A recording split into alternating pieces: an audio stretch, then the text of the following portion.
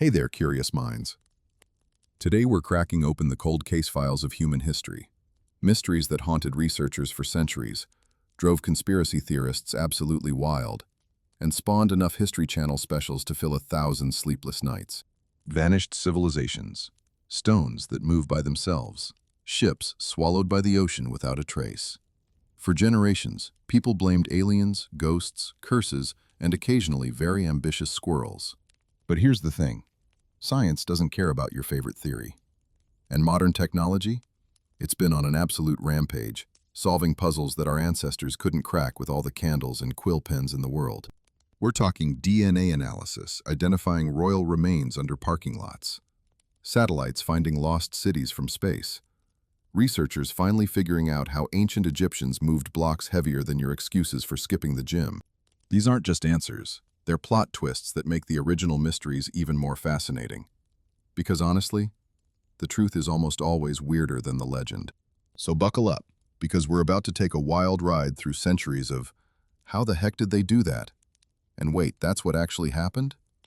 Before we dive in, smash that like button if you love having your mind blown by real history, and drop a comment. Where in the world are you watching from right now? I want to see how far this mystery-solving squad stretches across the globe. All right, detectives, let's get into it. There is something deeply wired into the human brain that absolutely refuses to let a good mystery go unsolved. We cannot help ourselves. Show us a locked room, and we need to know who had the key. Point us toward an ancient ruin, and we start theorizing about what happened to the people who built it. Mention that a ship vanished without a trace, and suddenly everyone becomes a maritime detective with opinions about sea monsters and weather patterns. This obsession is not a modern invention either. Ancient Greeks wrote about the lost city of Atlantis. Medieval scholars debated the location of the Garden of Eden. Victorian explorers risked everything to find the source of the Nile, El Dorado, or the Northwest Passage. We have always been drawn to questions that feel unanswerable. Possibly because the moment someone tells us we cannot know something, our collective species response has always been, watch me. The fascinating part is that mysteries do not actually need to stay mysterious forever. The whole point of a riddle is that it has a solution, even if it takes a few centuries for someone smart enough to figure it out. And this is where we live now, in an absolutely golden age of mystery solving. Think about the tools we have access to today that researchers even 50 years ago would have considered science fiction. DNA analysis can identify human remains that have been buried for thousands of years. Satellite imaging can reveal outlines of buildings that vanished beneath jungle canopy or desert sand. Ground-penetrating radar shows us what lies beneath our feet without moving a single shovel of dirt. Mass spectrometry can tell us exactly what substances were in an ancient vessel, down to the parts per million. Radiocarbon dating gives us timelines with remarkable precision.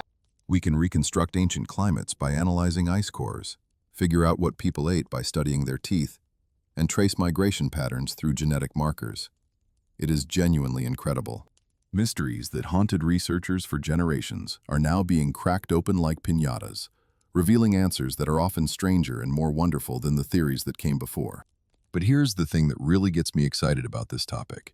The answers almost never make the stories less interesting. If anything, science tends to make history more fascinating, not less. When you learn that those enormous statues on Easter Island were probably walked into position using a rocking technique rather than being rolled on logs, that is actually cooler than some vague theory about mysterious ancient wisdom. When you discover that medieval Europeans knew perfectly well the Earth was round, and the flat Earth myth was invented much later, that tells you something interesting about how stories get distorted over time. The truth has layers. The truth has context. The truth connects to other truths in ways that pure speculation never can. So let us start our journey through solved mysteries by tackling one of the most stubborn misconceptions about the ancient world.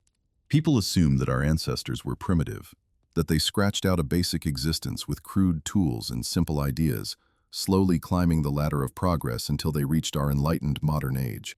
Good luck explaining that theory to the Romans, who were casually working with nanotechnology 1,700 years before anyone invented the word. The Lycurgus cup is one of those artifacts that makes historians do a double take. Sitting in the British Museum in London, this 4th century Roman drinking vessel looks pretty standard at first glance. It is a cage cup, meaning the glass has been painstakingly carved and ground, to create a decorative outer cage that stands away from the inner surface. The carving depicts King Lycurgus of Thrace being strangled by grapevines, which serves him right for trying to kill a follower of Dionysus, the god of wine. Mess with the deity of drinking, and apparently the universe makes sure you never enjoy a beverage again. Fitting that this particular tale ended up on a cup, but the really mind-bending part is not the craftsmanship, impressive as that is. The cup changes color depending on how you light it. Shine light from the front and the glass appears jade green. Light it from behind and suddenly it transforms into a deep ruby red. For centuries, nobody could figure out how the Romans achieved this effect, and some people even doubted whether the cup was actually ancient, because the technology seemed impossibly advanced. Then, in 1990, researchers put fragments under an electron microscope, and the answer turned out to be genuinely shocking. The Roman glassmakers had embedded particles of gold and silver into the glass, ground down to approximately 50 to 100 nanometers in diameter. That is less than 1,000th the width of a grain of salt. At that scale, the particles interact with light through what modern scientists call surface plasmon resonance, scattering certain wavelengths while allowing others to pass through. The ratio of gold to silver, about 70% silver to 30% gold with a dash of copper, creates the specific dichroic effect we see. The Romans had essentially created a primitive nanotechnology sensor, albeit one designed for getting drunk rather than detecting diseases, which, to be fair, is a very Roman set of priorities. Now here is the humbling part. The scientists who analyzed the cup do not believe the Roman artisans fully understood what they were doing at a theoretical level. Nobody in the 4th century had electron microscopes or a working theory of light wavelengths. But through experimentation, through generations of trial and error, through careful observation and meticulous craftsmanship, they achieved results that modern technology can barely replicate. Researchers in the Netherlands managed to create a similar effect in 2020 using three-dimensional printing, but their version required extremely precise control of nanoparticle synthesis that the Romans obviously could not have possessed. So how did the ancients do it? The best guess is that glassmakers accidentally discovered the effect when tiny amounts of precious metals contaminated their glass melt, then spent decades perfecting the ratios through empirical experimentation. Sometimes the most advanced technology is just stubbornness combined with really good note-taking. But the Lycurgus cup is not the only ancient technology that makes modern engineers scratch their heads. Let us talk about the pyramids, specifically the eternally popular question of how ancient Egyptians moved blocks weighing several tons across miles of desert without trucks, cranes, or a decent highway system. For centuries, this mystery spawned theories ranging from the plausible to the absolutely unhinged. Aliens were a popular explanation for people who apparently could not accept that ancient humans were both smart and capable of hard work. Others suggested elaborate systems of rollers, levers, counterweights, and ramps. Some proposed that the Egyptians had access to lost technologies that let them float stones through the air, which is certainly creative even if the physics do not quite add up. The actual answer turned out to be embarrassingly simple. So simple that archaeologists initially dismissed the evidence when they saw it. In the tomb of an Egyptian official named Jehuti-Hotep, dating to around 1900 BCE, there is a wall painting showing 172 workers dragging an enormous statue on a wooden sledge. Standing at the front of the sledge is a single person, pouring liquid onto the sand ahead of the team. For years, Egyptologists assumed this was purely ceremonial, some kind of ritual purification or offering to the gods. Nobody thought it might have a practical purpose because nobody had tested whether wetting sand actually helps move heavy objects. In 2014, a team of physicists at the University of Amsterdam finally decided to run the experiment. They built scaled-down versions of Egyptian sledges, loaded them with weights, and dragged them across trays filled with sand. The results were striking. When they pulled the sledges across dry sand, it piled up in front of the runners, creating friction that required enormous force to overcome. Add water to the sand, though, and something interesting happens. The moisture creates capillary bridges between the grains, essentially tiny liquid connections that bind the sand together and increase its stiffness. The wet sand does not pile up. It stays firm under the sledge, allowing it to glide across the surface with dramatically reduced friction. How much less force do you need? According to the experiments, wetting the sand cuts the required pulling power roughly in half. That means the ancient Egyptians could move the same massive blocks with half the workers, or move twice as much material with the same workforce. Not bad for a trick that any 5-year-old building sandcastles has figured out independently. The study, published in the journal Physical Review Letters, did not just solve an ancient mystery. It also has modern applications, since understanding how granular materials behave under various moisture conditions affects everything from transporting concrete and asphalt to processing coal. The ancient Egyptians were doing material science before material science was cool, and they were probably just as annoyed as anyone when their contemporaries insisted the solution had to be something more complicated. Speaking of technologies that seem impossibly advanced for their era, let me introduce you to the Antikythera mechanism, which is basically the most impressive piece of ancient hardware ever pulled out of the ocean. The story begins in 1900, when Greek sponge divers discovered a shipwreck off the coast of a small island called Antikythera. Among the statues, pottery, jewelry, and other classical goodies, they recovered what looked like a corroded lump of bronze. Nobody paid it much attention at first because, frankly, it looked like garbage. Just a greenish chunk of metal with some barely visible features. Then in 1902, an archaeologist noticed what appeared to be gear teeth embedded in the corrosion, and suddenly that chunk of ancient junk became one of the most studied artifacts in history. The Antikythera mechanism, as researchers eventually learned through decades of X-ray imaging and painstaking analysis, was an analog computer. Built around 100 BCE, this hand-cranked device contained at least 30 interlocking bronze gears arranged in a configuration of stunning complexity. Turn the crank, and the mechanism would calculate the positions of the sun, moon, and known planets. It could predict lunar and solar eclipses. It tracked the timing of the Olympic Games and other athletic festivals. It incorporated astronomical cycles from Babylonian science, mathematical principles from Greek philosophy, and engineering precision that would not be matched for another 1,500 years. The closest comparison in Western history is the astronomical clocks of medieval cathedrals, which appeared more than a millennium later and were not significantly more sophisticated. How did ancient Greeks build something like this? The honest answer is that we still do not fully understand. The mechanism shows evidence of manufacturing techniques that seem beyond the documented capabilities of Hellenistic workshops. Some researchers have speculated that it represents a lost tradition of mechanical engineering, possibly connected to the legendary inventor Archimedes, whose hometown of Syracuse was a Corinthian colony that shares calendar elements with the device. Others suggest it was a one-off creation by a genius whose other work did not survive. What we do know is that the Antikythera mechanism was not unique in its time, because ancient texts reference similar devices, even if none have been found. The implication is unsettling in the best possible way.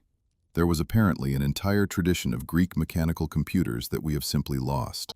Then there is Damascus steel, which had medieval crusaders wondering how Middle Eastern swordsmiths created blades that could cut through European weapons like they were made of butter. These legendary swords, named for the Syrian city that served as a major trading hub, featured distinctive wavy patterns on their surfaces and possessed extraordinary sharpness and durability. A good Damascus blade, according to contemporary accounts, could slice through a silk scarf floating in the air.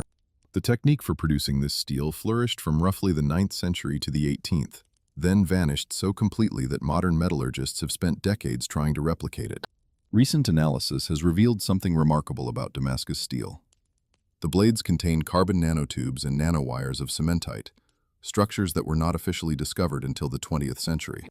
These features, formed through a complex process of repeatedly folding and forging iron with specific carbon-rich materials, gave the steel its legendary properties. The ancient smiths did not know they were creating nanotechnology. They just knew that if they followed certain procedures with certain ores and certain fuels, the result was a blade that outperformed anything else on the battlefield. When trade routes shifted and the specific raw materials became unavailable, the knowledge gradually faded. Modern attempts to recreate Damascus steel have come close, but never quite matched the originals, possibly because we still do not fully understand all the variables involved. While we are discussing ancient electrical engineering, we should probably mention the Baghdad battery, even though this one comes with some serious asterisks. Found near the Iraqi capital in the 1930s, these artifacts consist of clay jars containing copper cylinders wrapped around iron rods. When you fill the jar with an acidic liquid, like vinegar or grape juice, the setup generates roughly 1 volt of electrical current. Multiple experiments with replicas have confirmed this works. The objects date to the Parthian period, around 250 BCE, which means someone in ancient Mesopotamia was potentially harnessing electricity nearly 2,000 years before Alessandro Volta invented the modern battery. The debate is over what they actually used it for. The leading theories include electroplating objects with thin layers of gold or silver, providing mild electrical stimulation for religious ceremonies, or serving some purpose we have not figured out yet. Skeptics point out that no electroplated objects from the same period and region have been found, and that the jars might have served a completely different function, such as storing scrolls. Either way, the Baghdad battery remains one of those artifacts that makes you wonder what else ancient engineers figured out and then forgot about. This pattern keeps repeating throughout history. Roman concrete that strengthens over time, while our modern version crumbles after a few decades. Greek fire, the Byzantine Empire's secret weapon, which burned on water and terrified enemy navies for centuries before the formula was lost. The precision stonework at sites like Peru's Sacsayhuaman, where massive granite blocks fit together so perfectly that you cannot slide a razor blade between them. Each of these achievements suggests that ancient peoples were solving engineering problems in ways that we either lost, never fully documented, or have yet to rediscover. The lesson here is not that our ancestors were secretly more advanced than us. They obviously lacked countless technologies that we take for granted, from antibiotics to air travel to the ability to order food delivered to your door by touching a glowing rectangle. But they were also not the primitive cave dwellers that popular culture sometimes imagines. Human intelligence has been pretty consistent for at least the past 50,000 years. What changes is knowledge, tools, and accumulated experience. Give a Roman glassmaker modern equipment and education, and they would probably do just fine in a contemporary laboratory. The difference is not in brain power, but in access. And that is perhaps the most encouraging thing about studying how mysteries get solved. Every generation inherits the discoveries of those who came before, builds on that foundation, and leaves something new for those who follow. The Antikythera mechanism incorporated Babylonian astronomy developed over centuries. The Egyptian pyramid builders refined techniques across generations of construction projects. Modern scientists used electron microscopes to understand what Roman craftsmen achieved through intuition and experimentation. Knowledge is cumulative, which means the mysteries we solve today might be the foundation for even greater discoveries tomorrow. So the next time someone tells you that ancient people could not have built something impressive without supernatural help, remember the Lycurgus cup. Remember the wet sand technique. Remember that humans have always been remarkably clever when properly motivated, and that the biggest mystery might not be how our ancestors accomplished such feats, but why we ever doubted they could. Now that we have established that ancient peoples were considerably more clever than we sometimes give them credit for, let us examine two mysteries that demonstrate just how organized and ambitious they could be. One involves dragging enormous rocks across hundreds of miles of prehistoric Britain. The other involves an entire civilization that vanished from one of the most inhospitable places on Earth. Both stories have been misunderstood for centuries, and both got significantly more interesting when modern science finally figured out what actually happened. Stonehenge has been confusing people since before recorded history ended and tourism began. Standing on Salisbury Plain in Wiltshire, this arrangement of massive stones has inspired theories ranging from ancient astronomical observatory to Druid temple to landing pad for extraterrestrial visitors who apparently had nothing better to do than help humans stack rocks in a circle. The monument has been vandalized, worshipped, studied, commercialized, and photographed approximately 17 billion times. Yet for centuries, the most basic question remained unanswered. Where on earth did these enormous stones come from? And how? Did prehistoric people move them? The monument consists of two main types of stone.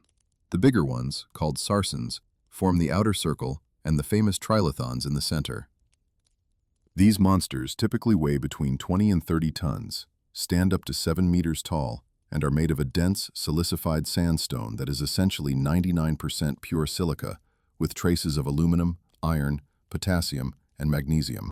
The smaller stones, called blue stones despite being more of a gray-green color, weigh a mere 2 to 4 tons each, which is still considerably heavier than anything you would want to carry up several flights of stairs.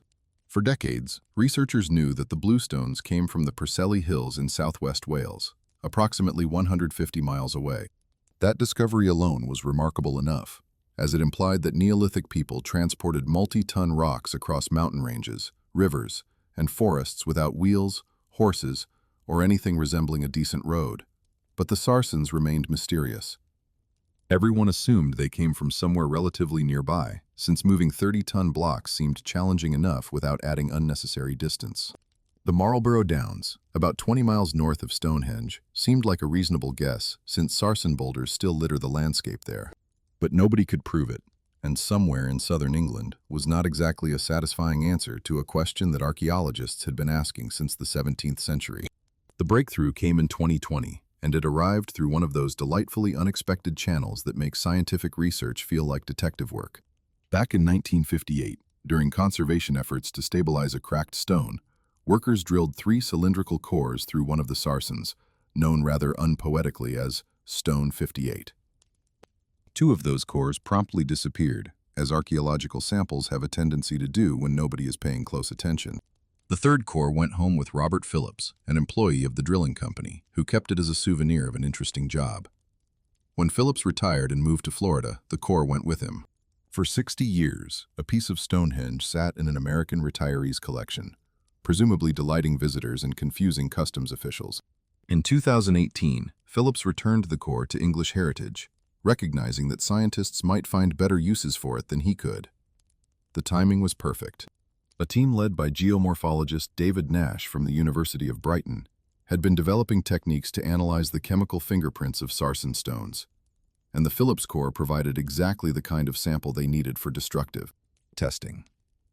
Using X-ray fluorescence spectrometry, they first analyzed all 52 surviving sarsens at Stonehenge itself, discovering that 50 of them shared nearly identical chemical compositions. This suggested a common source, which narrowed the search considerably. Then they compared the core's chemistry to sarsen samples from 20 different locations across southern and eastern England. The match pointed to West Woods, a forested area just south of Marlborough, approximately 15 miles north of Stonehenge. Not the Marlborough Downs proper, but a specific 2-square-mile patch of woodland where sarsen boulders still lie scattered among the beech trees. The probability of a random match was less than 5%, which, in scientific terms, means we can be quite confident that Stone 58 and its 50 similar companions started their journeys in West Woods around 2500 BCE. As Nash put it in a delightfully understated comment, it was a real "oh my goodness" moment. Now, 15 miles might not sound impressive in an age when you can order food from a restaurant that far away and have it delivered lukewarm to your door within an hour. But consider what moving these stones actually involved. Each sarsen weighed roughly 25 tons. The wheel had not yet arrived in Britain. Horses were not yet domesticated for heavy labor. The builders had human muscle, wooden tools, rope made from plant fibers, and presumably a great deal of determination. Modern estimates suggest that dragging a single sarsen would have required several hundred people working in coordination, using wooden sledges on log rails and quite possibly the same wet sand trick that the Egyptians employed. The journey would have taken weeks, and they did it dozens of times. But here is where the story gets even more ridiculous. Remember those bluestones from Wales, 150 miles away? For years, researchers assumed they represented the maximum distance Neolithic Britons would transport construction materials. That assumption collapsed spectacularly in 2024. At the very center of Stonehenge lies the altar stone, a 6-ton rectangular slab of gray-green sandstone measuring about 5 meters long. Unlike the other bluestones, it lies flat rather than standing upright, possibly because 2 sarsen trilithons collapsed onto it at some point in the past several thousand years. For over a century, everyone assumed the altar stone came from Wales, along with the other bluestones, probably from somewhere in the Preseli Hills region. The assumption made sense. The stones looked similar. They arrived at roughly the same time. Why would the builders source one particular rock from somewhere completely different? The answer is that apparently Neolithic people had a much more expansive idea of sourcing materials than anyone imagined. Anthony Clark, a PhD student at Curtin University in Australia, who grew up in Wales near the Preseli Hills, had always been fascinated by Stonehenge. When previous research in the early 2000s started casting doubt on the altar stone's Welsh origins, he connected with researchers at Aberystwyth University, who had museum fragments of the stone available for analysis. Using techniques that examine the age and chemical composition of mineral grains within the sandstone, Clark and his international team created what he called a fingerprint of the rock. They then compared this fingerprint to sandstone formations across Britain and Ireland. The results were, in Clark's own words, shocking. The altar stone's mineral signature matched virtually nothing in Wales. Instead, it showed a near-perfect correspondence with old red sandstone from the Orcadian Basin in northeast Scotland. That is not a typo. The central stone of Stonehenge, the literal heart of one of the world's most famous monuments, apparently traveled over 700 kilometers from Scotland to Salisbury Plain, approximately 4,500 years ago. To put this in perspective, that is roughly the distance from Boston to Atlanta, or from London to Edinburgh. Except instead of driving on a highway or taking a train, you are moving a 6-ton rock using whatever technology was available in 2600 BCE, which did not include roads, railways, or vehicles of any kind. The straight-line distance alone crosses multiple major rivers, mountain ranges, and vast stretches of forest. A land route would have been essentially impossible given the terrain. The researchers suspect the stone must have traveled by sea, which means someone loaded a 6-ton rock onto a boat, sailed it down the Scottish coast, around the entire island of Britain, and up the rivers to Salisbury Plain. This is absolutely bananas, and I mean that as a compliment. The discovery does not just add another puzzle piece to our understanding of Stonehenge. It fundamentally rewrites what we thought we knew about Neolithic Britain. These were not isolated tribal communities barely scraping by on subsistence farming. They were connected across enormous distances, coordinated enough to undertake truly massive logistics projects, and apparently motivated by beliefs or purposes strong enough to justify moving a 6-ton rock 700 kilometers for reasons we still do not understand. As Professor Chris Kirkland, one of the study's co-authors, noted, the finding implies long-distance trade networks and a higher level of societal organization than is widely understood to have existed during the Neolithic period in Britain. Researchers met in person for the first time at Stonehenge itself, after years of collaborating virtually across 3 continents. Clark described it as surreal, standing at the monument his work had helped explain, while fog rolled over the Wiltshire Hills. The altar stone, of course, remained exactly where it has been for millennia, silently refusing to explain why anyone thought transporting it from Scotland was a reasonable idea. Speaking of people who made questionable decisions about living in difficult places, let us talk about the Vikings of Greenland. In 985 CE, a Norse explorer named Eric the Red led a group of settlers from Iceland to the southwestern coast of Greenland. Eric had been exiled from Iceland for killing several people, which was apparently not a great look even in Viking society, and he needed somewhere new to establish himself. The name Greenland was almost certainly early medieval marketing, since the island was covered in ice sheets then, just as it is now. But the southwestern fjords did offer patches of green grass during summer, enough to support livestock if you were persistent and did not mind brutal winters, limited resources, and neighbors who really wished you would stop stealing from them. The Norse settlements thrived for approximately 500 years. At their peak, the 2 main settlement areas, confusingly called the Eastern Settlement and the Western Settlement, despite both being on the west coast, supported perhaps 3,000 to 5,000 people. They built churches, raised cattle and sheep, hunted seals and walruses, and maintained trade connections with Europe that brought them iron, timber, and other goods they could not produce locally. The cathedral at Gardar in the Eastern Settlement was one of the largest buildings in the medieval North Atlantic. These were not desperate refugees clinging to survival. They were prosperous communities with established institutions, hierarchies, and traditions. And then they vanished. The last written record of the Greenland Norse dates to 1408, when a marriage was recorded at Valsey Church in the Eastern Settlement. After that, silence.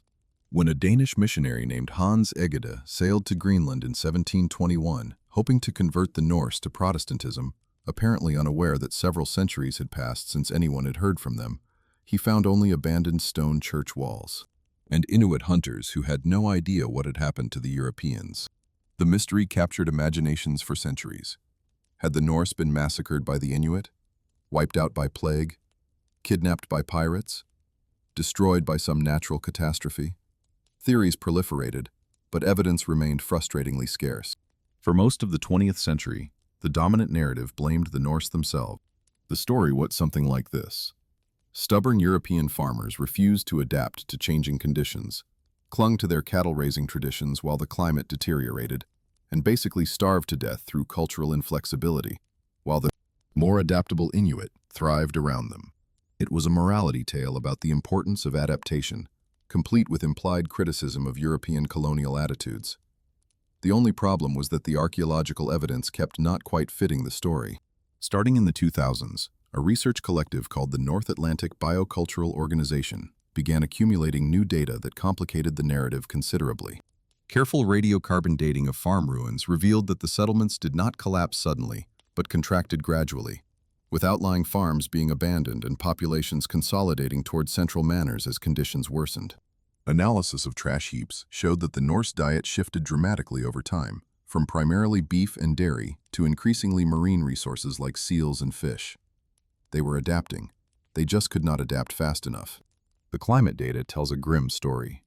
The Norse arrived during what researchers call the medieval warm period, when temperatures in the North Atlantic were relatively mild, similar to conditions today. But starting around 1100, temperatures began dropping. Lake sediment cores from areas near the western settlement show an 80-year period in which temperatures fell by approximately 4 degrees Celsius, which is an enormous swing in a region where the margin between survival and disaster was already razor thin. The Little Ice Age that followed, beginning around 1250 and lasting until the 1800s, made conditions even worse. A 2023 study from Harvard and Penn State revealed another factor that had been largely overlooked: sea level rise. Counterintuitively, when ice sheets grow during cold periods, they actually cause local sea levels to rise near their margins. The expanding Greenland ice sheet pushed down the land around it and gravitationally attracted ocean water toward itself. The researchers calculated that sea levels near the Norse settlements rose by approximately 3 meters over the 5 centuries of occupation, flooding coastal pastures and inundating low-lying farms. Eric the Red's original homestead at Brattahlid alone lost an estimated 50 hectares of farmland to the encroaching sea. Then there was the drought. A 2022 study from the University of Massachusetts Amherst analyzed lake sediments from a site adjacent to former Norse farms and discovered something surprising. While temperatures fluctuated, they did not show the dramatic long-term cooling trend that previous ice core data from inland Greenland had suggested. What did change dramatically was moisture. Southern Greenland became progressively drier during the Norse period, with drought conditions becoming more common and more severe. For farmers who needed to grow enough hay each summer to feed their livestock through winters that lasted 8 months, increasingly dry summers were catastrophic. The final blow may have been economic rather than environmental. The Norse Greenland economy depended heavily on exporting walrus ivory to European markets. Walrus tusks were luxury goods, commanding high prices and justifying the long, dangerous voyages needed to hunt them in the waters north of the settlements. But around the 13th and 14th centuries, African elephant ivory began flooding European markets, possibly due to improved trade routes through Egypt and the Mediterranean. The price of walrus ivory collapsed. Suddenly, the dangerous expeditions that had made Greenland wealthy were no longer worth the risk. The emerging picture is not of proud farmers too stubborn to eat fish. It is of a community that adapted repeatedly to worsening conditions, shifted their diet, consolidated their settlements, and continued functioning for generations longer than they probably should have been able to. But eventually, the combination of rising seas, failing pastures, collapsing trade networks, and relentless cold proved too much. The western settlement was abandoned sometime around 1350. The eastern settlement held on for another half-century or more before the last residents either died or, more likely, simply left. Where did they go? Some probably returned to Iceland or Norway. Others may have integrated with the Inuit communities they had traded with and occasionally fought against for centuries. The genetic evidence is still being investigated. But one thing seems increasingly clear. The Greenland Norse did not fail because they were inflexible or stupid. They failed because they faced a combination of environmental challenges that would have tested any society. And unlike us, they had no ability to affect the climate changes that were destroying their world. As researcher Marcy Boragini from Harvard put it, the Vikings didn't really have a choice. They couldn't stop the Little Ice Age. We can do work to mitigate climate change. The Vikings were locked into it. There is a certain irony in that observation. The very climate change that is now threatening human societies around the world is also destroying what remains of the Greenland Norse archaeological record. As permafrost thaws and soil temperatures rise, organic materials that remained frozen for centuries are now decomposing. Textiles, wood, animal bones, human remains, all the fragile evidence of how the Norse actually lived is rotting away before archaeologists can study it. One estimate suggests that up to 70% of organic material at Norse sites could be lost by 2100. The Vikings of Greenland, it seems, are disappearing twice. First from history, and now from the archaeological record itself. Both of these stories, Stonehenge and the Greenland Norse, share a common thread. They remind us that our ancestors were capable of extraordinary things, both in what they could build and in what they could endure. The people who dragged 6-ton rocks from Scotland to Salisbury Plain were not fundamentally different from us in terms of intelligence or capability. They simply had different knowledge, different tools, and apparently different ideas about what constituted a reasonable amount of effort for a construction project. The Norse who settled Greenland were not foolish for trying to build a life in such a challenging environment. They succeeded for 5 centuries, which is longer than many modern nations have existed. What finally revealed the secrets of Stonehenge's stones and the Greenland collapse was not some revolutionary new theory, but patient accumulation of evidence using technologies our ancestors could never have imagined. Chemical fingerprinting of mineral grains, lake sediment analysis, radiocarbon dating, geophysical modeling of ice sheet dynamics. The answers were always there, buried in the rocks and mud, waiting for us to develop the tools to read them. And that might be the most encouraging lesson of all. The mysteries that seem impossible today may simply be waiting for tomorrow's scientists to solve them. If there is one thing that modern forensic science has taught us, it is that death does not end an investigation. The bodies we leave behind carry stories that can be read centuries after witnesses have turned to dust, after documents have crumbled, after memory has faded into legend. Bones talk to those who know how to listen. And sometimes, what they say is considerably more interesting than anything the living recorded. Let us begin with America's oldest cold case, a murder that went unsolved for approximately 400 years until a team of archaeologists decided to play detective with a skeleton they had cataloged as JR-102C. Not exactly a name that inspires poetry, but then again, neither was his death. In 1996, the Jamestown Rediscovery Project, led by archaeologist William Kelso, was systematically excavating the remains of the first permanent English settlement in North America. Jamestown, founded in 1607, had been a brutal place to live, with colonists dying from disease, starvation, conflicts with indigenous peoples, and occasionally each other. The archaeological record showed evidence of all these causes of death, including a particularly grim discovery that suggested cannibalism during the starving time of 1609 to 1610, because apparently colonial Virginia was even worse than the history books admit. Among the graves they uncovered was one near the old church tower, containing the remains of a young man buried in a hexagonal coffin. His skeleton had been carefully wrapped in a shroud secured with brass straight pins, suggesting someone cared enough to give him a proper burial. But when forensic anthropologists from the Smithsonian Institution examined the bones, they found something that suggested his death was anything but natural. The young man's right leg had been catastrophically damaged. The tibia and fibula were shattered, and embedded in the bone fragments was a lead musket ball, along with scattered shot. The injury was consistent with a close-range gunshot that would have ruptured the popliteal artery behind the knee, causing death within minutes from massive blood loss. Even with modern trauma surgery, survival rates for such injuries without amputation hover around 80%. In 1620s Virginia, with no antibiotics, no sterile operating theaters, and medical knowledge that still involved leeches and bloodletting, you were not walking away from this one, literally or figuratively. For 17 years, JR-102C remained unidentified. The team knew he had been murdered, knew roughly when he died based on the ceramics found in the grave fill, and knew he was a young man of approximately 19 years with a slight build but strong upper body. What they did not know was who he was or who killed him.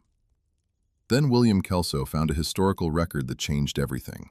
Documents from colonial Virginia mentioned a duel in 1624 between a young lieutenant named George Harrison and a merchant named Richard Stevens. Harrison took a bullet to the leg and died from the wound. Stevens, interestingly, survived not only the duel, but also a fistfight with the colonial governor John Harvey several years later, during which he reportedly lost some teeth. The man clearly had a talent for violence, and an even greater talent for surviving its consequences. He died in 1636, and in a twist that really makes you question the judgment of colonial widows, his wife subsequently married the same Governor Harvey that her husband had been brawling with. Colonial Virginia social circles must have been absolutely wild. The forensic evidence aligned remarkably well with the historical record. The position of the wound suggested Harrison was standing sideways when shot, which is exactly the stance you would adopt in a formal duel. The timing matched. The age and physical description matched. But here is where it gets really interesting from a crime scene investigation perspective. The ammunition that killed George Harrison was not the kind of load an honorable duelist would use. In formal duels of the period, combatants typically loaded their pistols with a single lead ball. It was considered gentlemanly, a way of giving fate some say in the outcome. What killed Harrison was a combat round, essentially the 17th century equivalent of a shotgun shell, containing both a main bullet and smaller lead shot designed to maximize damage. Using such ammunition in a duel would have been considered cheating, a violation of the code that supposedly governed these affairs. Richard Stevens, it seems, came to his duel prepared to win by any means necessary. The facial reconstruction created from Harrison's skull shows a young man with somewhat delicate features.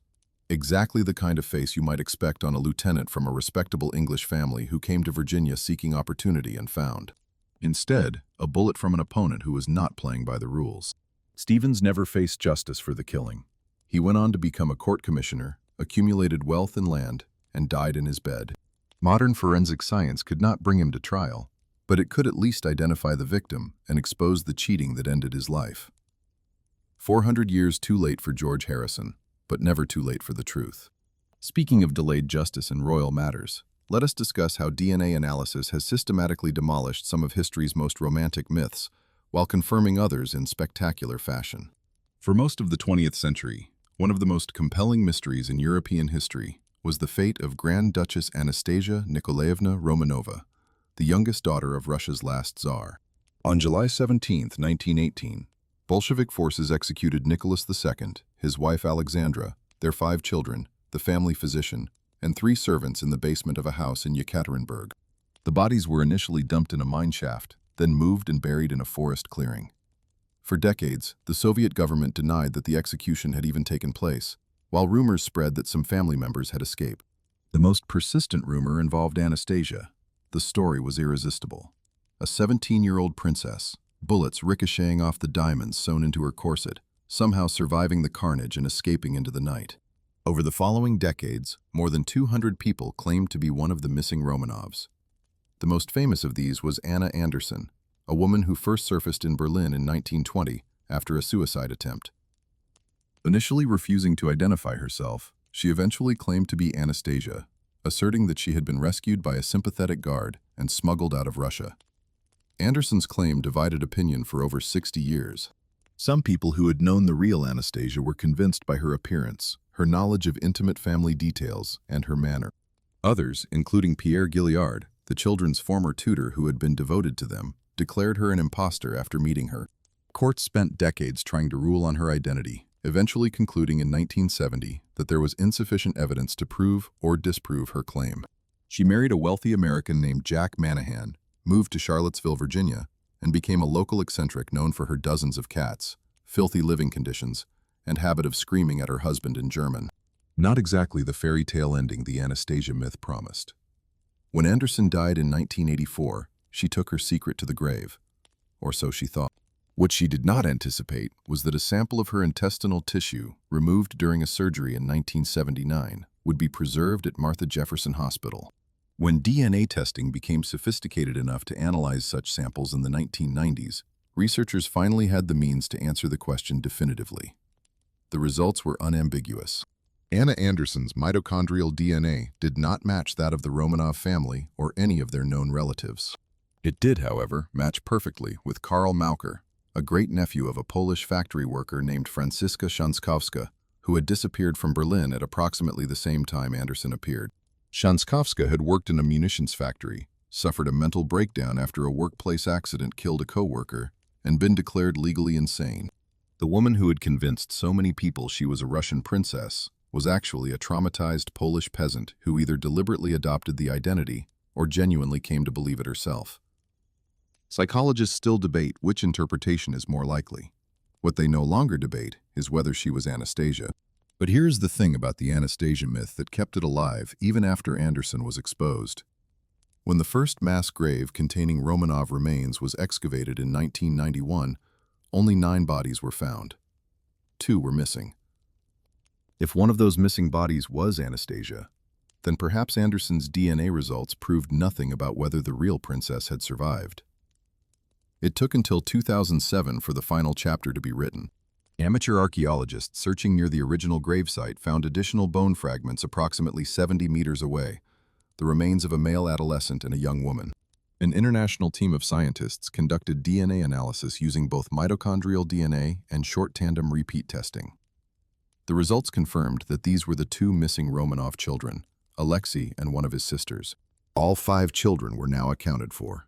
None had survived.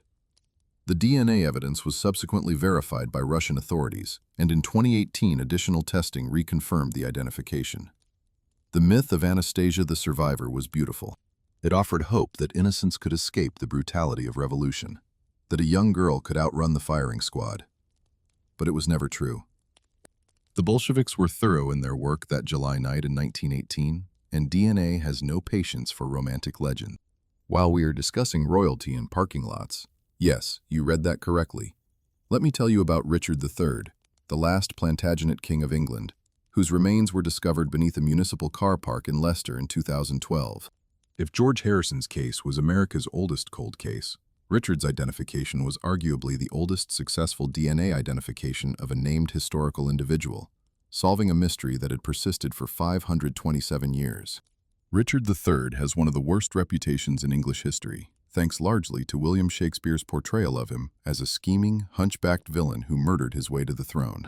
Shakespeare was writing under the Tudor dynasty, which had excellent political reasons for making the last Plantagenet look as terrible as possible. So historians have long debated how much of Richard's reputation is deserved and how much is propaganda. What everyone agreed on was that Richard died at the Battle of Bosworth Field in 1485, the last English king to die in combat, and was buried at Greyfriars Friary in Leicester. The friary was later dissolved during the Reformation, and the location of Richard's grave was lost. By the 17th century, local legend claimed his bones had been dug up and thrown into the River Soar. Most historians assumed the grave was gone forever. Enter Philippa Langley, a screenwriter and member of the Richard III Society, who became convinced that the king's remains might still be where the friary once stood, under what had become a city council car park. This is the kind of theory that most academics dismiss as wishful thinking from enthusiasts who have become too emotionally invested in their subject. Langley persisted anyway, eventually convincing the University of Leicester and Leicester City Council to fund an excavation in August 2012. On the very first day of digging, within hours of starting work, archaeologists found human remains. A complete skeleton, buried in what had been the choir of the Friary Church, exactly where you would expect an important person to be interred. The skeleton showed evidence of severe scoliosis, a curvature of the spine, and bore wounds consistent with death in battle, including 2 devastating blows to the skull that would have exposed the brain. Other injuries appeared to be humiliation wounds inflicted after death, the kind of damage you would expect if victorious soldiers were venting their rage on a fallen enemy king. The coincidences were almost too perfect. A skeleton with a curved spine in exactly the right location, with battle injuries from the right time period. But coincidences are not proof. For that, the researchers turned to DNA. Tracing Richard's maternal lineage forward through history, genealogists identified 2 living individuals who were direct female line descendants of Richard's sister Anne of York: Michael Ibsen, a Canadian furniture maker, and Wendy Doldig, an Australian. Both provided DNA samples. The mitochondrial DNA extracted from the skeleton's teeth and bones was a near-perfect match for both living relatives. The probability that the skeleton was someone other than Richard III was calculated at less than 1 in a million.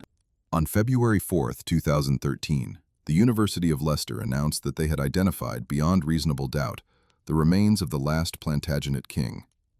The identification also revealed new details about Richard's appearance.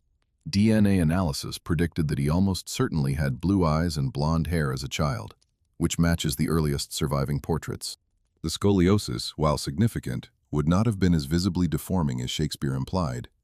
His right shoulder would have been higher than the left, but he could have concealed much of it with tailored clothing. The caricature of the twisted villain was at least partly Tudor propaganda. Interestingly, when researchers traced Richard's paternal lineage through Y chromosome DNA, they discovered something unexpected. The Y chromosomes from living male-line descendants of Richard's great-great-grandfather did not match the skeleton's Y chromosome. This means that somewhere in the intervening generations, there was what scientists diplomatically call a false paternity event, meaning someone's mother had a child with a man who was not her husband. The discovery does not affect Richard's identification, since the maternal DNA match is solid, but it does raise eyebrows about the genetic legitimacy of various medieval English royal claims. The implications for the Tudor dynasty's own legitimacy are particularly amusing, given how much effort they put into delegitimizing Richard. In March 2015, Richard III was reinterred in Leicester Cathedral with full honors, 530 years after his death and burial. The ceremony included a poem by the British poet laureate, read by Benedict Cumberbatch, who is himself distantly related to the king. A visitor center now stands near the car park where he was discovered, telling the story of one of archaeology's most improbable success stories. What connects these cases, from George Harrison's bullet wound to Anastasia's DNA to Richard's curved spine beneath the parking lot, is the remarkable persistence of evidence. The past does not simply disappear. It leaves traces in bones and soil, in preserved tissue samples and carefully maintained family trees, in the mineral composition of ancient teeth and the genetic markers passed from parent to child across dozens of generations. The dead may not speak in words we can hear, but they speak nonetheless. Modern forensic science has given us tools to listen to those voices in ways previous generations could never have imagined. We can reconstruct faces from fragments of skull. We can trace ancestry across continents and centuries. We can identify the specific ammunition used in a 400-year-old murder. We can distinguish between romantic legend and brutal historical fact. The mysteries that our ancestors accepted as permanently unsolvable are now falling, one by one, to technology that would seem like sorcery to the people whose remains we study. And perhaps that is the most profound lesson these cold cases offer. The truth may hide for decades or centuries, but it rarely disappears entirely. Somewhere in the archaeological record, in preserved samples no one thought to test, in graves beneath car parks and churchyards, evidence waits for the right questions and the right tools. The dead keep their secrets until we learn how to ask properly. George Harrison waited 4 centuries for someone to name his killer. The Romanov children waited nearly 90 years for their fate to be confirmed. Richard III waited over 500 years to be found beneath a place where strangers parked their cars. Justice delayed is not always justice denied. Sometimes it just requires patience, technology, and people stubborn enough to keep looking. Speaking of things science has finally explained after decades of wild speculation, let us turn our attention skyward, because sometimes the universe decides to remind Earth that we are essentially a very small target in a very large shooting gallery. On the morning of June 30th, 1908, something came screaming out of the cosmos and exploded over the Siberian wilderness near the Podkamennaya Tunguska River. The blast flattened approximately 80 million trees across 2,000 square kilometers, released energy equivalent to somewhere between 3 and 15 megatons of TNT, depending on whose math you trust, and left absolutely no crater, no obvious space debris, and no explanation that scientists could agree upon for over a century. Naturally, this meant that everyone from serious academics to people who really wanted aliens to be real got to propose their favorite theories for what happened. And some of those theories were considerably more creative than others. The Tunguska event was the largest impact event in recorded human history, which is a polite way of saying that if you were keeping score on humanity versus random objects flying through space, the score would be universe, whatever it wants. Humanity, hoping it misses. The explosion was roughly 1,000 times more powerful than the atomic bomb dropped on Hiroshima. To put that in perspective, Greater London covers about 1,500 square kilometers. The area where trees were completely flattened at Tunguska was larger than that. The population of London in 1908 was approximately 7 million people. If the cosmic visitor had arrived a few hours earlier or later, when Earth's rotation had positioned a major city under its trajectory, we would not be discussing this as an interesting scientific mystery. We would be discussing it as one of the worst disasters in human history. Sometimes the universe shows mercy. Sometimes it just has terrible aim. The explosion occurred at approximately 7:17 in the morning local time, which in central Siberia meant that the audience for this cosmic spectacular was limited to scattered groups of Evenki natives, Russian settlers, and a significant population of reindeer who were about to have a very bad day. Eyewitnesses described seeing a brilliant bluish light moving across the sky, nearly as bright as the sun, leaving a thin trail behind it. Then came a flash on the horizon, followed by what witnesses described as a pillar of fire, a billowing cloud, and a shockwave that threw people to the ground, shattered windows, and shook buildings like an earthquake. One witness named Semyon Semyonov, sitting at a trading post about 65 kilometers from the explosion, reported that he suddenly became so hot that I could not bear it, as if my shirt was on fire. He was sitting indoors eating breakfast at the time. Imagine getting flash-fried through your wall while trying to enjoy your morning porridge. The universe truly does not respect mealtimes. The seismic disturbance was detected by instruments as far as 1,000 kilometers away. In England, sensitive barometers registered the atmospheric pressure wave. For several nights after the event, the skies over Europe and western Russia glowed so brightly that people could read newspapers outdoors at midnight, which must have been extremely confusing for everyone involved. Whatever had detonated over that remote Siberian forest had announced itself to the entire planet, and absolutely nobody had any idea what it was. And then, for almost 2 decades, basically nothing happened. No scientific expeditions, no serious investigation. No one bothered to trek out to the middle of Siberia to figure out what had just knocked down 80 million trees and made the sky glow across half of Europe. This was partly because central Siberia in 1908 was about as accessible as the dark side of the moon, requiring weeks of difficult travel through roadless wilderness, and partly because Russia was about to have a rather eventful few years involving World War I, a couple of revolutions, a civil war, and the complete collapse and reformation of its entire political system. When your country is busy tearing itself apart and rebuilding from scratch, investigating a strange explosion in an area where almost nobody lives tends to drop fairly low on the priority list. The first scientific expedition did not reach the blast site until 1927, led by Russian mineralogist Leonid Kulik. By this point, 19 years had passed since the explosion, which is roughly the equivalent of investigating a crime scene 2 decades after everyone involved has moved away, died, or forgotten what happened. Nevertheless, what Kulik found was absolutely remarkable. The devastation was still clearly visible after nearly 2 decades. Trees had been knocked flat in a radial pattern extending for 15 to 30 kilometers from the center, all pointing away from a central point like the spokes of a wheel. At ground zero, trees remained standing but had been completely stripped of their branches, leaving bare trunks pointing toward the sky like scorched telephone poles. The pattern was eerily similar to what would later be observed at Hiroshima after the nuclear bomb, which led to considerable speculation about atomic explosions before atomic explosions had actually been invented. Kulik expected to find a massive impact crater and fragments of whatever space rock had caused this catastrophe. He found neither. The center of the devastation was a marshy bog with no obvious hole in the ground, no giant meteorite, no physical evidence of what had caused such incredible destruction. This conspicuous absence of tangible proof created a mystery that would persist for over a century and spawn an impressive variety of theories, ranging from the scientifically reasonable to the genuinely unhinged. The comet hypothesis emerged early, suggesting that an icy body from the outer solar system had disintegrated entirely in the atmosphere, leaving no solid remnants because it was basically a giant dirty snowball that vaporized on impact. This explained the lack of crater and the glowing skies, which could have been caused by ice crystals and dust dispersed into the upper atmosphere. Others proposed asteroid impacts, antimatter collisions, miniature black holes passing through the planet, natural gas explosions from deep beneath the Earth's crust, and of course, because it was the 20th century and humanity apparently cannot help itself, crashed alien spacecraft. There was even a theory suggesting that Nikola Tesla had accidentally vaporized part of Siberia while testing an experimental death ray, because when you have an unexplained explosion and a famous mad scientist working on mysterious projects at roughly the same time, someone is going to connect those dots regardless of whether the dots should be connected. Throughout the Soviet era, numerous expeditions returned to the site, collecting soil samples, interviewing aging witnesses, and generally trying to figure out what had happened.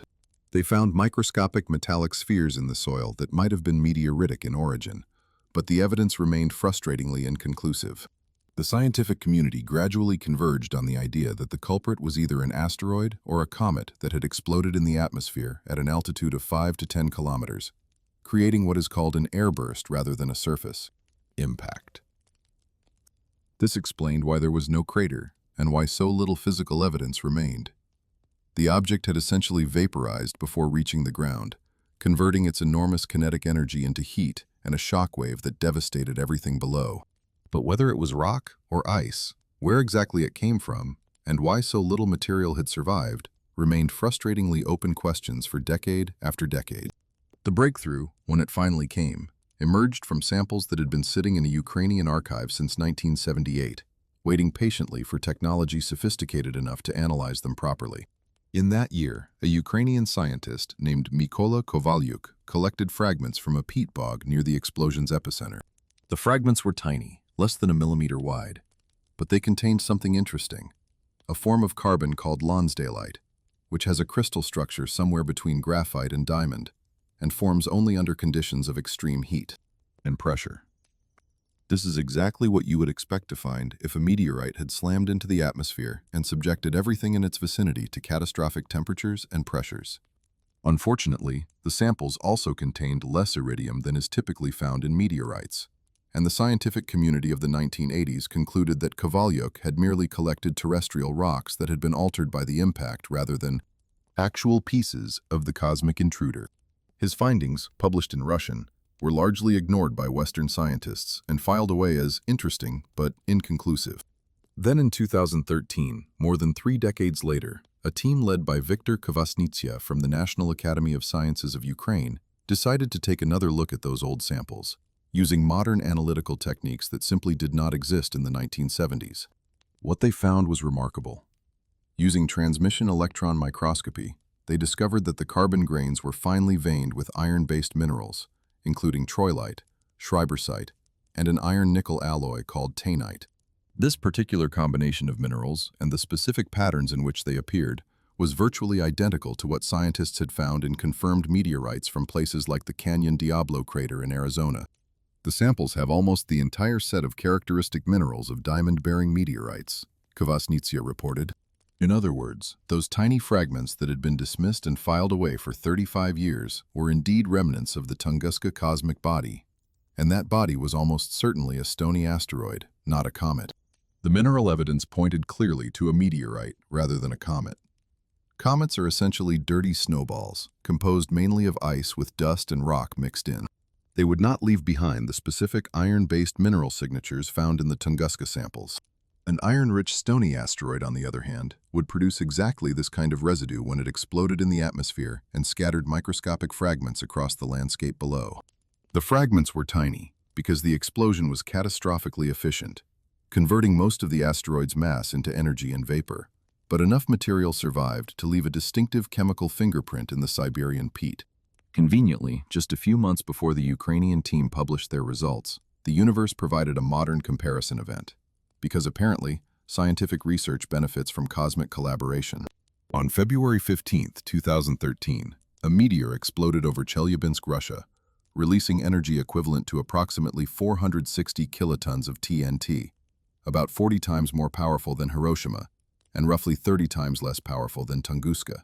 Unlike 1908, the Chelyabinsk meteor was captured by dozens of dashboard cameras across the region, because Russia has a lot of dash cams due to insurance fraud concerns, which means the universe's reminder about asteroid impacts was extensively documented from multiple angles. The footage was immediately analyzed by scientists worldwide. NASA identified the meteor's trajectory and origin within days. The low-frequency rumble from the explosion traveled twice around the globe and was detected by monitoring stations everywhere. The contrast between the two events could not be more stark. Tunguska went uninvestigated for 19 years while Chelyabinsk was understood within hours. The Chelyabinsk data proved invaluable for validating models of how asteroid airbursts actually work. Researchers used information from both events to perform statistical studies of over 50 million combinations of object size, composition, entry angle, and velocity that could produce Tunguska-scale damage. The results consistently pointed to a stony asteroid approximately 50 to 60 meters in diameter, about the size of a large building, entering the atmosphere at roughly 30 degrees and traveling at approximately 27 kilometers per second. That is Mach 80 for those keeping track, which means the asteroid was traveling about 80 times faster than the speed of sound. At those speeds and temperatures, the asteroid would have been torn apart by the extreme pressure differential between its leading and trailing edges, exploding like a bomb as the compressed air in front of it reached temperatures hot enough to vaporize solid rock. The Tunguska asteroid was not particularly large by cosmic standards. 50 meters is about half the length of a football field. There are probably millions of objects that size in orbits that could potentially intersect with Earth's path around the Sun. Most of them will miss us entirely, sailing harmlessly through space for billions of years. But the law of averages suggests that every few hundred years, give or take, something in that size range will find its way into our atmosphere and announce itself with city-destroying force. June 30th is now officially International Asteroid Day, chosen specifically to commemorate the anniversary of the Tunguska event and remind everyone that space is not as empty as it looks. The Evenki people who lived near the blast site in 1908 attributed the explosion to Agda, their god of thunder, punishing the tribe for internal disputes. They declared the devastated area sacred ground, and for years prevented outsiders from approaching it. In a sense, they were not entirely wrong about the cosmic significance of the event, even if the specific theological interpretation might need some refinement. The Tunguska blast was essentially the universe clearing its throat very loudly and reminding Earth that we share our solar system with a lot of debris, and occasionally that debris will remind us of its presence, whether we are paying attention or not. Today, organizations like NASA's Planetary Defense Coordination Office, the Linear Project, Pan-STARRS, and NEOWISE are systematically cataloging asteroids whose orbits bring them close to our planet. The really catastrophic objects, the ones capable of extinction-level events, have all been identified and tracked, and none of them are on collision courses for at least the next several centuries. But the smaller objects, the ones in the Tunguska size range, are far more numerous and considerably harder to detect.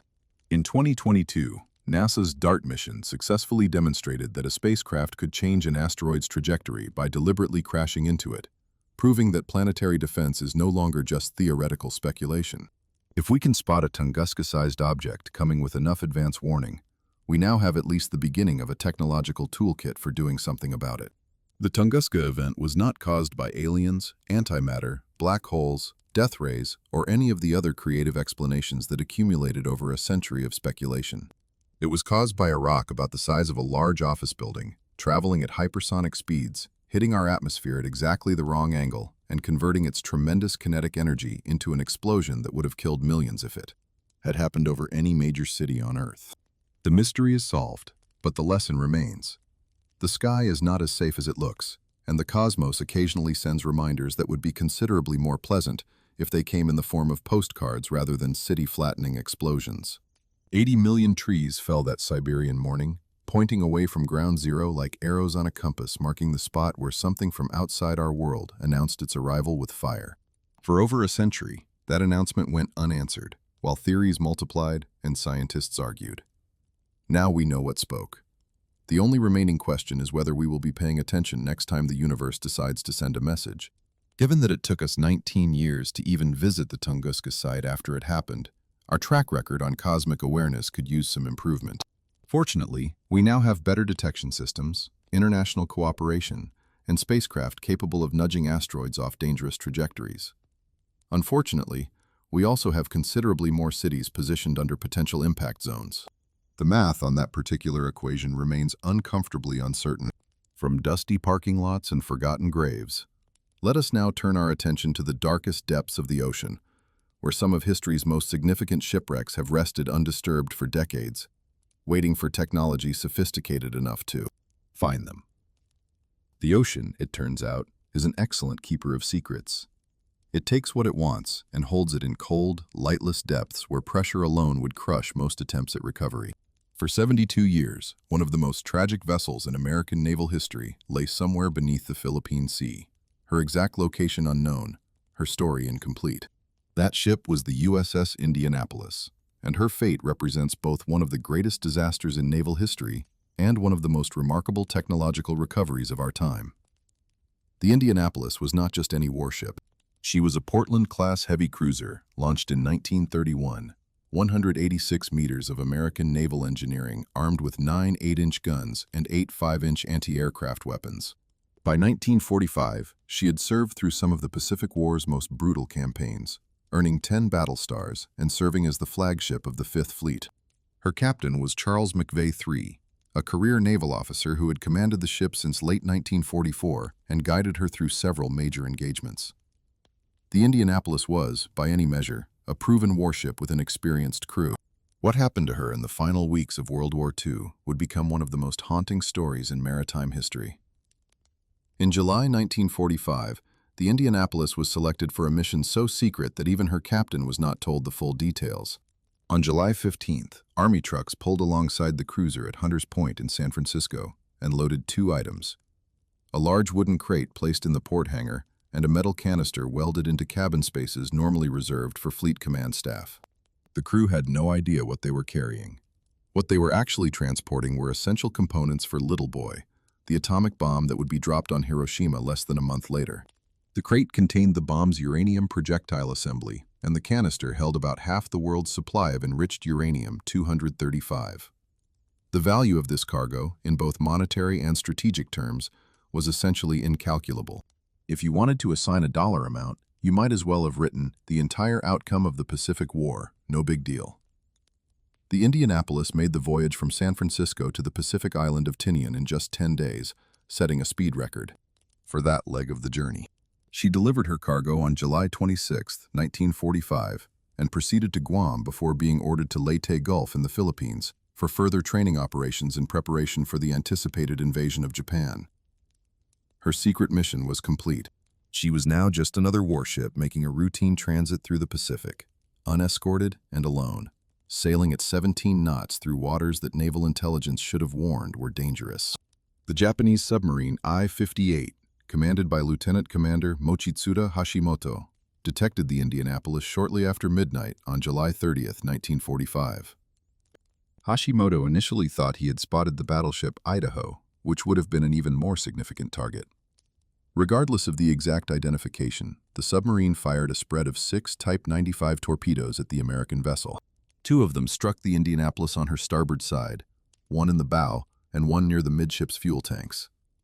The first torpedo detonated in the forward magazine, causing a catastrophic explosion that essentially blew the front of the ship apart. The second struck near the fuel storage, creating a pillar of flame that engulfed much of the vessel. The Indianapolis began listing immediately. 12 minutes later, she rolled completely over, her stern rose into the air, and she disappeared beneath the waves. 300 sailors went down with her. Now, losing a major warship to a submarine attack is tragic, but not, unfortunately, unusual in wartime. What happened next is what transforms the Indianapolis story from a military loss into something approaching a nightmare. Approximately 890 men survived the sinking. They found themselves in the open Pacific Ocean, many of them wounded, most without lifeboats, clinging to debris and Kapok life jackets. The ship had sunk so quickly that there had been little time to deploy life-saving equipment properly. Some men had jackets, others had nothing. Some found rafts, others found floating crates. A few found rations, Spam and crackers among the flotsam, though opening a tin of Spam in shark-infested waters turned out to be an exceptionally poor idea. The sharks arrived almost immediately. Drawn by the noise of the explosions, the smell of blood from the wounded, and the thrashing of nearly 900 men in the water, oceanic white-tip sharks and tiger sharks began circling the survivors. At first, they focused on the dead and the severely wounded, the ones floating motionless or trailing blood. But as hours turned into days, the attacks became more indiscriminate. Men formed groups for protection, kicking and punching at sharks that came too close, trying to create enough disturbance to drive them away. Sometimes it worked. Sometimes it did not. The truly horrifying aspect of the Indianapolis disaster is not the shark attacks themselves, though those were bad enough. It is that the survivors waited in the water for 4 days and 5 nights before rescue arrived. The Navy did not know the ship had sunk. No distress signal had been successfully transmitted. The damage was too severe, too quickly for radio operators to send a confirmed message. When the Indianapolis failed to arrive at Leyte Gulf as scheduled on July 31st, nobody raised the alarm. Communication failures, administrative confusion, and the general chaos of late war operations meant that one of America's most important warships simply vanished without anyone noticing. Not exactly the Navy's finest organizational moment. For 96 hours, the survivors of the Indianapolis endured conditions that would break most people within the first day. During the daylight hours, the tropical sun beat down on them mercilessly, causing severe dehydration and sunburn so intense that skin peeled away in sheets. At night, temperatures dropped, and hypothermia set in. Men who had survived gunfire and torpedo explosions found themselves shivering uncontrollably in the dark. waiting for the sun to rise so they could be too hot again. Salt water soaked into wounds and clothing, causing painful skin conditions and accelerating dehydration.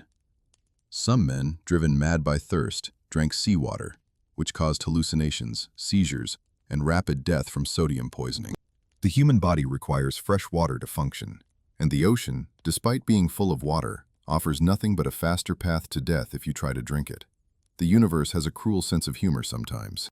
The hallucinations were perhaps the most disturbing aspect for survivors who remained lucid enough to witness them. Dehydrated men began seeing things that were not there.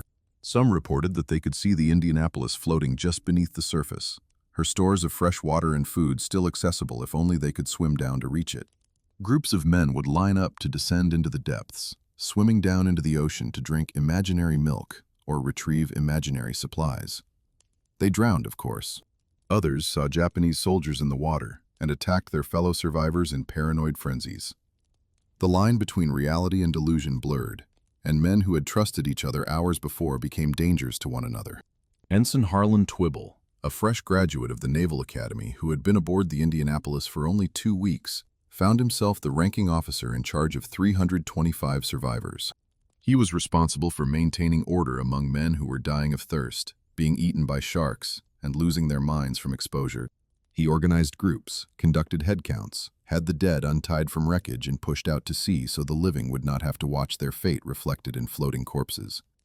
My fear was really for the men, not for myself, he later recalled. My biggest concern was that the people we could save, we saved them. Leadership, under such circumstances, requires a particular kind of courage that most of us will never be tested by.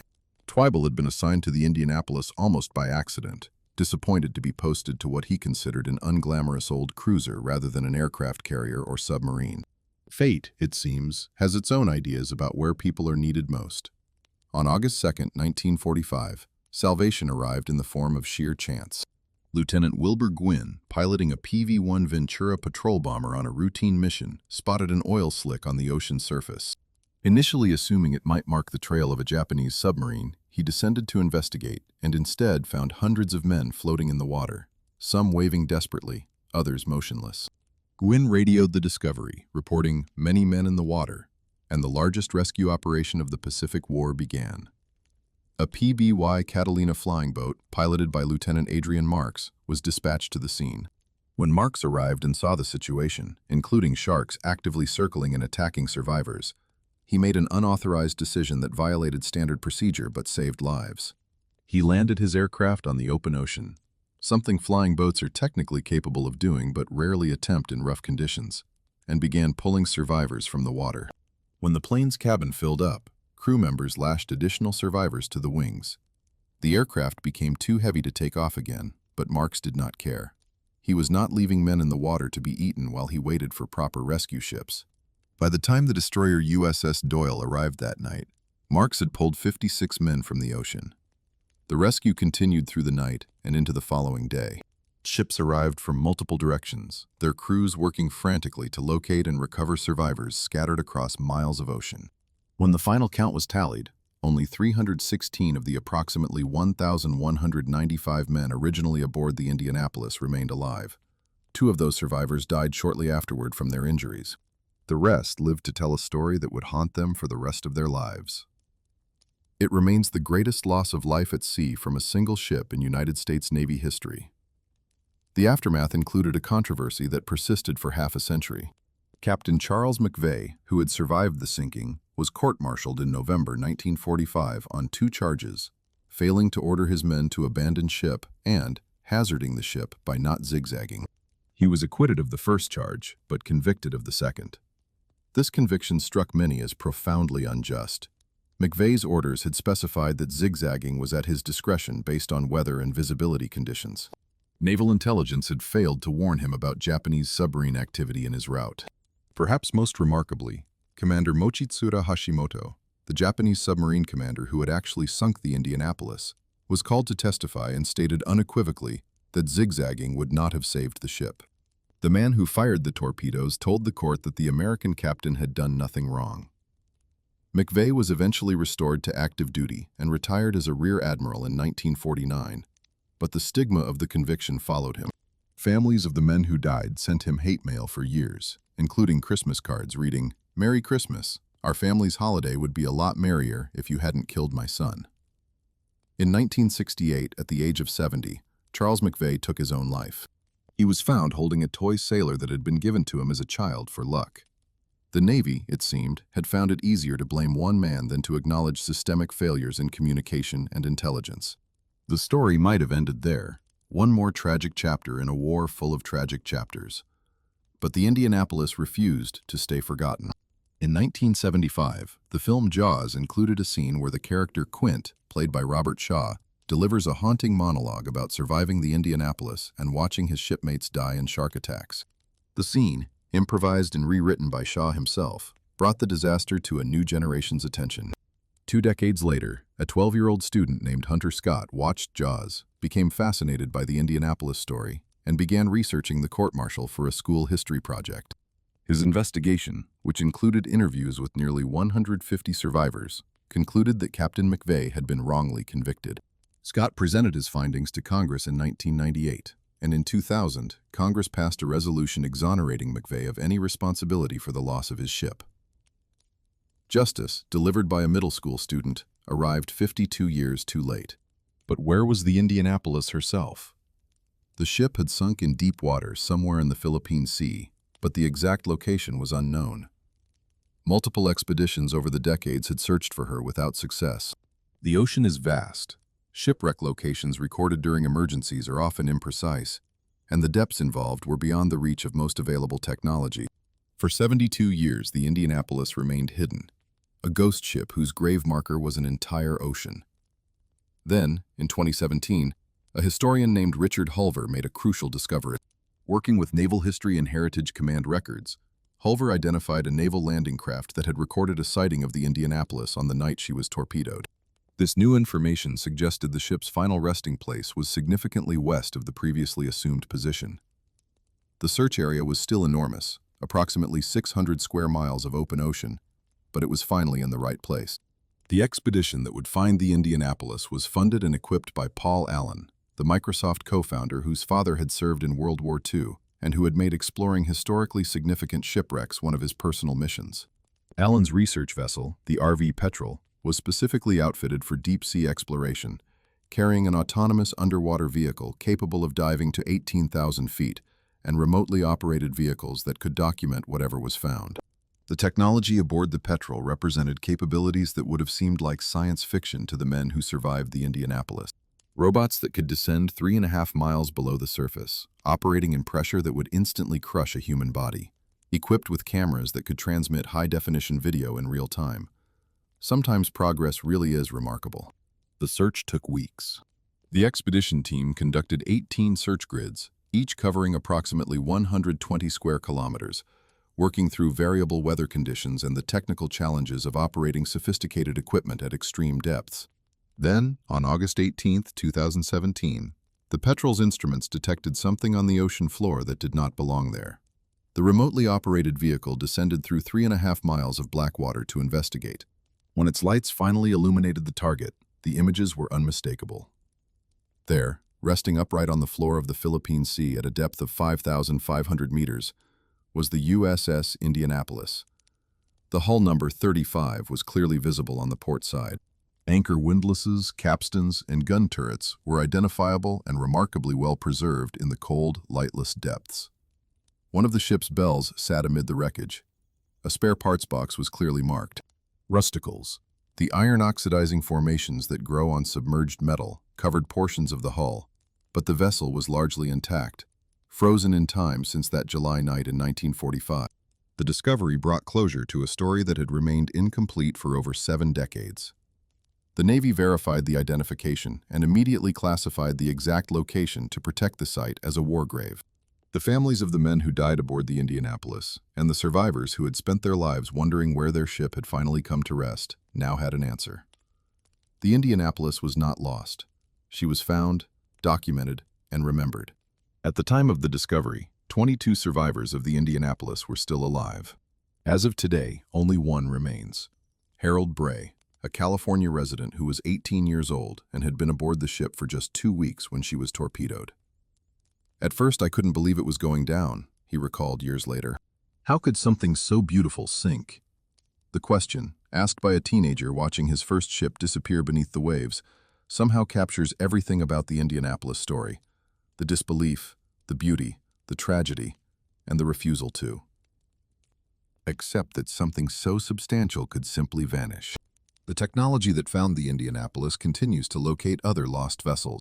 The RV Petrel has since discovered the Japanese battleships Fuso and Yamashiro, the aircraft carriers USS Lexington and USS Hornet, and numerous other historically significant wrecks. Each discovery closes a chapter, provides answers to families who have wondered for generations, and documents history in ways that complement what documents and memories can tell us. The ocean keeps giving up its secrets, slowly, reluctantly, but ultimately unable to hide them forever from instruments patient and sophisticated enough to search. Paul Allen died in October 2018, just over a year after the Indianapolis was found. His research vessel and the exploration program he funded continue operating, honoring his stated mission to document the final resting places of those who gave their lives in service.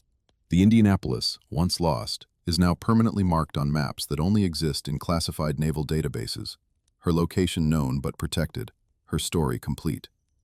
The sea took the Indianapolis on July 30th, 1945. It held her for 26,331 days before technology finally caught up with the depths. Some mysteries require not just determination, but the passage of time, the invention of tools that do not yet exist when the questions are first asked. The men of the Indianapolis waited 4 days for rescue that should have come sooner. Their ship waited 72 years to be found. In both cases, the waiting ended. The truth eventually surfaced. Sometimes the greatest mysteries are not mysteries at all. They are stories our brains tell us when confronted with incomplete information, patterns we impose on random data, faces we see in rock formations, and conspiracies we construct from ordinary statistics. The human mind, for all its remarkable capabilities, has a troublesome habit of finding meaning where none exists. We see faces in clouds, messages in static, and alien monuments on distant planets. We interpret coincidence as causation and randomness as design. This chapter is about two of the most famous examples of that phenomenon, cases where entire industries of speculation grew from shadows and shipping statistics, and where science eventually, patiently, showed us what was actually there all along. Let us begin with the face that launched 1,000 conspiracy theories, a formation on Mars that looked so much like someone staring back at Earth that it convinced millions of people we had finally found evidence of extraterrestrial intelligence. The year was 1976, and NASA's Viking 1 orbiter was circling Mars, photographing the surface in search of a suitable landing site for its sister mission, Viking 2. On July 25th, the spacecraft captured an image of a region called Cydonia, and within that image was something extraordinary. A mesa that looked, unmistakably, like a human face. The photograph showed what appeared to be 2 eyes, a nose, and a mouth, all arranged in proper proportion on a structure approximately 2 kilometers long. NASA, to their credit, noticed the resemblance immediately. When they released the image to the public, they described it as a huge rock formation in the center, which resembles a human head. Project scientist Harold Masursky joked that this was probably the guy that built all of Lowell's canals. Reference to Percival Lowell's 19th century claims about artificial waterways on Mars. The scientists found it amusing. The public found it earth-shattering. Within months, the face on Mars had become one of the most analyzed images in history. Books appeared claiming it was proof of an ancient Martian civilization. Television programs speculated about who had built it and why. The formations surrounding the face were reinterpreted as pyramids, cities, and other artificial structures, all conveniently arranged to suggest a sophisticated extraterrestrial society that had somehow died out before we could meet them. Never mind that no other evidence of Martian civilization had ever been found. Never mind that the face appeared in only one photograph under very specific lighting conditions. The human brain saw a face, and the human imagination filled in everything else. The technical term for this phenomenon is pareidolia, and it is not a bug in human cognition so much as a feature that occasionally misfires. Our brains are exquisitely tuned to recognize faces. This ability evolved because identifying other humans, particularly their expressions, was essential for survival. A face could signal danger or friendship, threat or opportunity, And our ancestors who could quickly process facial information had advantages over those who could not. The downside of this hypersensitivity is that we see faces everywhere, in wood grain patterns, in electrical outlets, in toast, in the random arrangement of craters on distant planets. The face on Mars was not evidence of aliens. It was evidence that human brains are very, very good at a specific task, and sometimes apply that skill where it does not belong. The problem with the original Viking image was resolution. The photograph was taken from orbit, with each pixel representing approximately 50 meters on the surface. At that resolution, fine details were invisible, and the human mind filled in what the camera could not capture. Additionally, the lighting angle, approximately 10 degrees above the northwest horizon, created shadows that enhanced the illusion. Black speckles across the image, caused by transmission errors when sending data from Mars to Earth, happened to fall in places that suggested nostrils and eye sockets. It was a perfect storm of technical limitations and cognitive bias. The truth waited 22 years for better cameras. In 1998, NASA's Mars Global Surveyor photographed the Cydonia region with 10 times the resolution of the original Viking images. What had appeared to be a haunting, sphinx-like visage was revealed to be, well, a hill. A somewhat lumpy, asymmetrical mesa eroded by wind and time, no more face-like than countless other geological formations scattered across the Martian landscape. The eyes were depressions, the nose was a ridge, and the mouth was a shadow that disappeared when the sun was at a different angle. It's a natural formation, concluded geologist Michael Carr of the U.S. Geological Survey. I hope this has scotched this thing for good. It did not scotch it for good. Believers in the artificial origin of the face claimed the new photographs had been deliberately manipulated, taken from angles designed to obscure the true nature of the monument, or processed in ways that hid its facial features.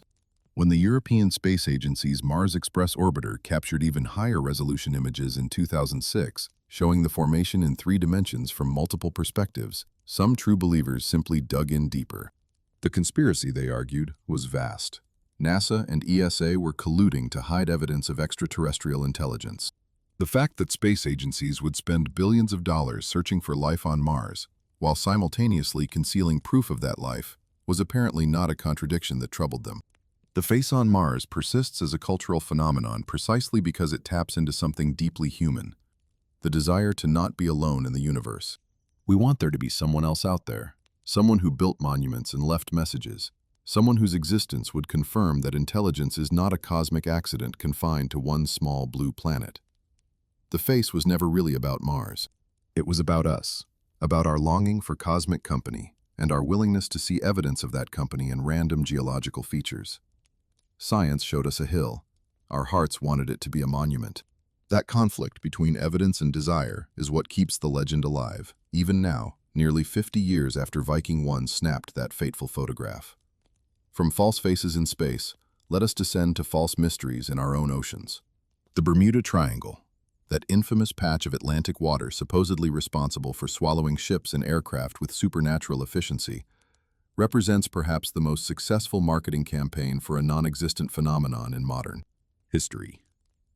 Unlike the face on Mars, which at least had a genuinely unusual photograph as its foundation, the Bermuda Triangle was built almost entirely on exaggeration, selective reporting, and the public's appetite for stories that are more interesting than reality. The triangle, loosely defined as the area between Florida, Puerto Rico, and Bermuda, entered popular consciousness in 1950 when journalist Edward Van Winkle Jones wrote an Associated Press article about mysterious disappearances in the region. The story gained momentum through the 1960s and exploded into full-blown cultural phenomenon with Charles Berlitz's 1974 bestseller, The Bermuda Triangle. Berlitz cataloged dozens of ships and aircraft that had vanished in the area, attributing their disappearances to everything from magnetic anomalies to time warps to the technological remnants of Atlantis. The book sold millions of copies and spawned an entire industry of triangle-related content, documentaries, television specials, novels, and enough conspiracy theories to keep paranormal enthusiasts busy for generations. The most famous incident associated with the triangle occurred on December 5, 1945, when Flight 19, a group of 5 U.S. Navy TBM Avenger torpedo bombers, disappeared during a training mission out of Fort Lauderdale.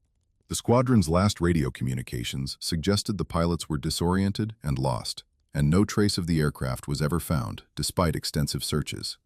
To compound the tragedy, a PBM Mariner seaplane sent to locate the missing flight exploded in midair that same night, killing all 13 crew members aboard. Witnesses saw the fireball, the debris, and the oil slick. The Navy subsequently grounded all similar aircraft, which they nicknamed flying gas tanks, due to their tendency to accumulate fuel vapors. The Mariner's fate was a documented mechanical failure, not a supernatural abduction. But it was rolled into the Flight 19 legend as yet more evidence of the Triangle's mysterious powers. In 1975, journalist and librarian Larry Cush published a book titled The Bermuda Triangle Mystery, Solved, and his research should have been the end of the legend. Cush went back to original sources for as many triangle incidents as he could find, and what he discovered was devastating to the myth. Some of the ships Berlitz claimed had vanished mysteriously, never existed at all. Others had disappeared during severe storms that Berlitz conveniently failed to mention. Still others had actually gone down far outside the triangle's supposed boundaries, but were attributed to its malevolent influence anyway. When Cush compared the actual rate of disappearances in the Bermuda Triangle to other heavily trafficked ocean areas, he found nothing unusual. The triangle was not more dangerous than other shipping lanes. It just had better public relations. The statistics bear this out. The U.S. Coast Guard does not identify any special hazards in the Bermuda Triangle. Lloyd's of London, the insurance market that has been tracking maritime disasters since the 17th century, determined in the 1970s that an unusually large number of ships had not sunk in the area. They do not charge higher premiums for vessels passing through the triangle because there is no actuarial reason to do so. NOAA, the National Oceanic and Atmospheric Administration, has stated officially that there is no evidence that mysterious disappearances occur with any greater frequency in the Bermuda Triangle than in any other large, well-traveled area of the ocean. The U.S. Board of Geographic Names does not even recognize the Bermuda Triangle as an official location. Australian scientist Carl Kruszelnicki has been particularly vocal about debunking the triangle myth. The number that go missing in the Bermuda Triangle is the same as anywhere in the world on a percentage basis, he told reporters. The region appears dangerous only because it is busy.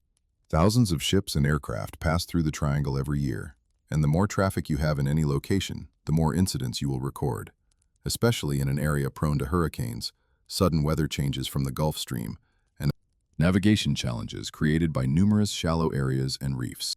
When Kruszelnicki examined the Flight 19 record specifically, he found evidence of poor weather, pilot error, and a squadron leader who had arrived with a hangover, flown without a watch, and had a documented history of getting lost. The mystery, when examined closely, evaporated into mundane tragedy. The environmental factors that do contribute to accidents in the triangle are well understood. The Gulf Stream, a powerful ocean current that flows through the region, can rapidly shift weather conditions from calm to violent and can carry away wreckage before search teams arrive, making recoveries difficult. Atlantic hurricanes frequently pass through the area. The many islands create shallow waters that are hazardous to navigation.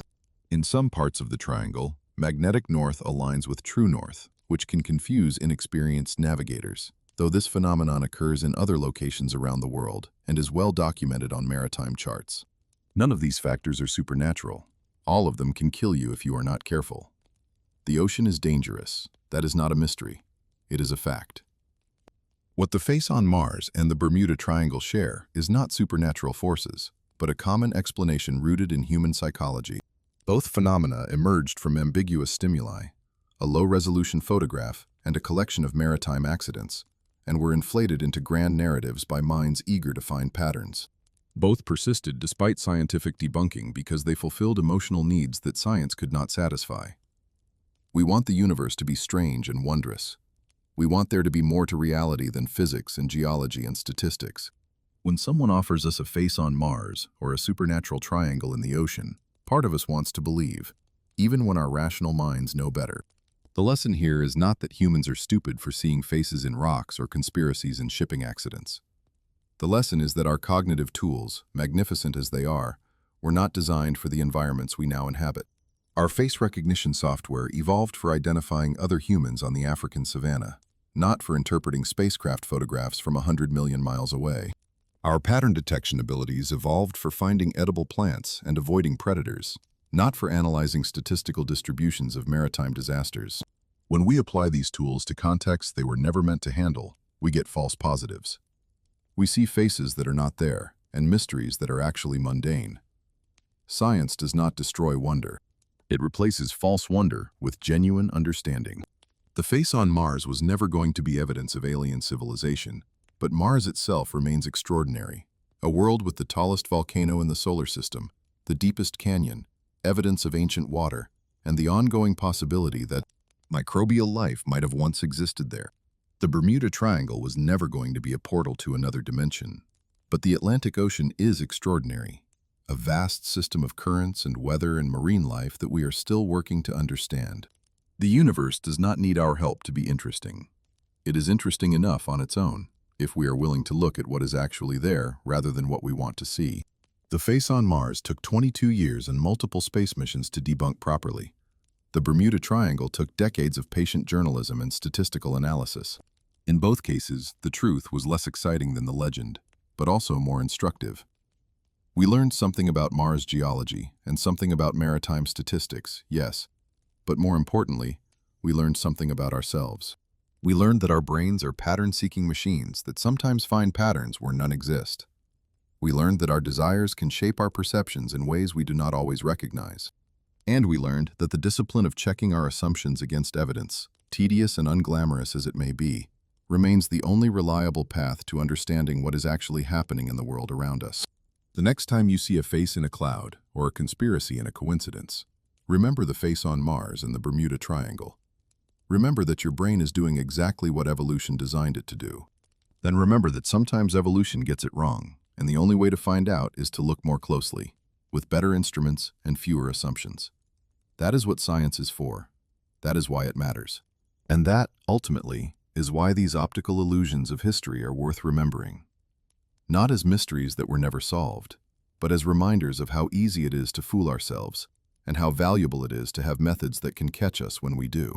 From the depths of the ocean and the illusions of distant planets, let us now turn our attention to a mystery that has been playing out for centuries on one of the most inhospitable landscapes on Earth. In California's Death Valley, where summer temperatures routinely exceed 50 degrees Celsius and annual rainfall measures in millimeters, rocks weighing hundreds of kilograms leave trails across the desert floor, as if propelled by invisible hands. The sailing stones of racetrack playa have puzzled observers since the early 1900s, inspiring theories that range from the plausible to the absolutely unhinged. Some blamed magnetic anomalies, others suggested hurricane-force winds. A few, inevitably, invoked aliens, because apparently no mystery is complete until someone suggests that extraterrestrials are involved. Racetrack Playa is a dry lakebed in the northwestern corner of Death Valley National Park, roughly 5 kilometers long and 2 kilometers wide. The surface is cracked clay, baked hard by the desert sun, and marked by hexagonal patterns that make it look like the floor of some ancient, abandoned temple.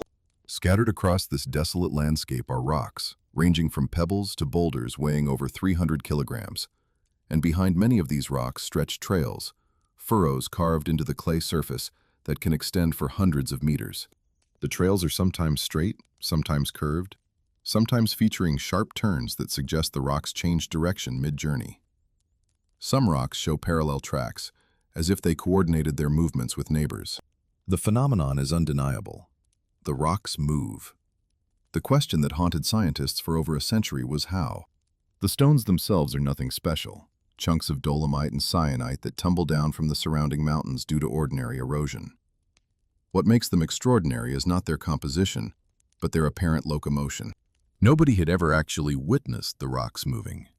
They would simply appear in new locations, their trails freshly carved into the playa surface, as if they had waited until no one was looking before making their journeys. Rocks can remain stationary for years or even decades, then suddenly travel dozens of meters in a single event. The sporadic, unpredictable nature of the movement made direct observation nearly impossible. Theories accumulated over the decades. In the 1940s and 1950s, researchers proposed that strong winds pushed the rocks across slippery mud or ice. Some suggested that thick sheets of ice might form around the rocks and act as sails, catching the wind and dragging their stony passengers along. Others thought the playa surface itself might become so slick with algae or moisture that even moderate winds could move the stones. Each theory had problems. The rocks were too heavy for ordinary winds to move. Ice thick enough to sail boulders would require conditions too extreme for Death Valley. The algae theory could not explain why rocks moved in perfectly parallel tracks, or why some moved while nearby stones remained stationary. In 2011, two cousins decided to solve the mystery once and for all. Richard Norris, a paleobiologist at the Scripps Institution of Oceanography, and his cousin Jim Norris founded what they called the Slithering Stones Research Initiative. They planted 15 of their own rocks on the playa, each fitted with a motion-activated GPS tracker. They installed a high-resolution weather station and time-lapse cameras. Then, they waited. Richard Norris called it the most boring experiment ever, which, to be fair, is an accurate description of any research project that requires you to stare at rocks for years hoping they will do something. The breakthrough came in December 2013, when the Norris cousins arrived at Racetrack Playa to find something unusual. The dry lake bed was covered with a shallow pond about 7 centimeters deep. The following morning, they heard popping and cracking sounds from all over the frozen surface. "This is it," Richard reportedly said to Jim. And it was.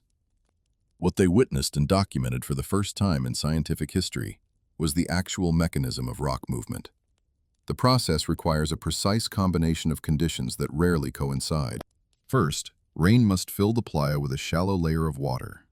This water must freeze overnight into thin sheets of ice, what the researchers called window pane ice, typically only 3 to 5 millimeters thick. When the morning sun warms the surface, the ice begins to melt and break into large floating panels. Light winds, sometimes as gentle as 15 kilometers per hour, push these ice panels across the playa. And when the ice encounters rocks, it shoves them along, leaving trails in the soft mud beneath the water. The discovery explained nearly every puzzling aspect of the phenomenon. Parallel tracks occurred because multiple rocks were pushed by the same ice sheet. Sharp turns happened when the wind direction changed, or when a rock encountered an obstacle. The sporadic nature of movement made sense because the required conditions, adequate water, freezing temperatures, the right ice thickness, and sufficient wind, rarely aligned. Between December 2013 and January 2014, the researchers observed more than 60 rocks moving, some traveling over 200 meters in multiple movement events. The solution was elegant in its simplicity. No magnetic anomalies, no supernatural forces, no aliens with questionable hobbies. Just water, ice, wind, and the patience of nature operating on timescales that make human observation difficult. The sailing stones of Death Valley had been performing their slow ballet for millennia, waiting for technology sophisticated enough and scientists patient enough to catch them in the act. Sometimes the universe's secrets are not hidden by complexity but by timing, phenomena so infrequent that witnessing them requires either extreme luck or extreme persistence. The Norris cousins had both. Every great work of art carries secrets, layers of meaning and history that accumulate like geological strata over centuries. Sometimes those secrets are intentional, hidden symbols and messages planted by the artists themselves. Sometimes they are accidents of time, original features worn away by age or misguided restoration. And sometimes they are simply assumptions we make about the past, projections of our own biases onto objects whose creators had entirely different ideas. Modern technology is peeling back these layers, revealing truths that transform our understanding of familiar masterpieces. Consider the most famous painting in the world, Leonardo da Vinci's Mona Lisa. For centuries, art historians have noted something peculiar about her face. She has no eyebrows or eyelashes. Various theories attempted to explain this absence. Perhaps Leonardo was following the fashion of 16th century Florence, where some women plucked their eyebrows as a beauty standard. Perhaps he deliberately left them off to enhance the painting's dreamlike quality. Perhaps it was simply an unfinished detail that the perfectionist Leonardo never got around to completing. All of these theories assumed the same thing, that the Mona Lisa we see today is the Mona Lisa Leonardo painted. That assumption turns out to be wrong. In 2007, French engineer Pascal Cotte gained unprecedented access to the painting. Using a 240-megapixel camera capable of capturing images under 13 different light wavelengths, Cotte effectively performed a digital autopsy on the masterpiece, peering through centuries of varnish and restoration to see what lay beneath. What he found startled the art world.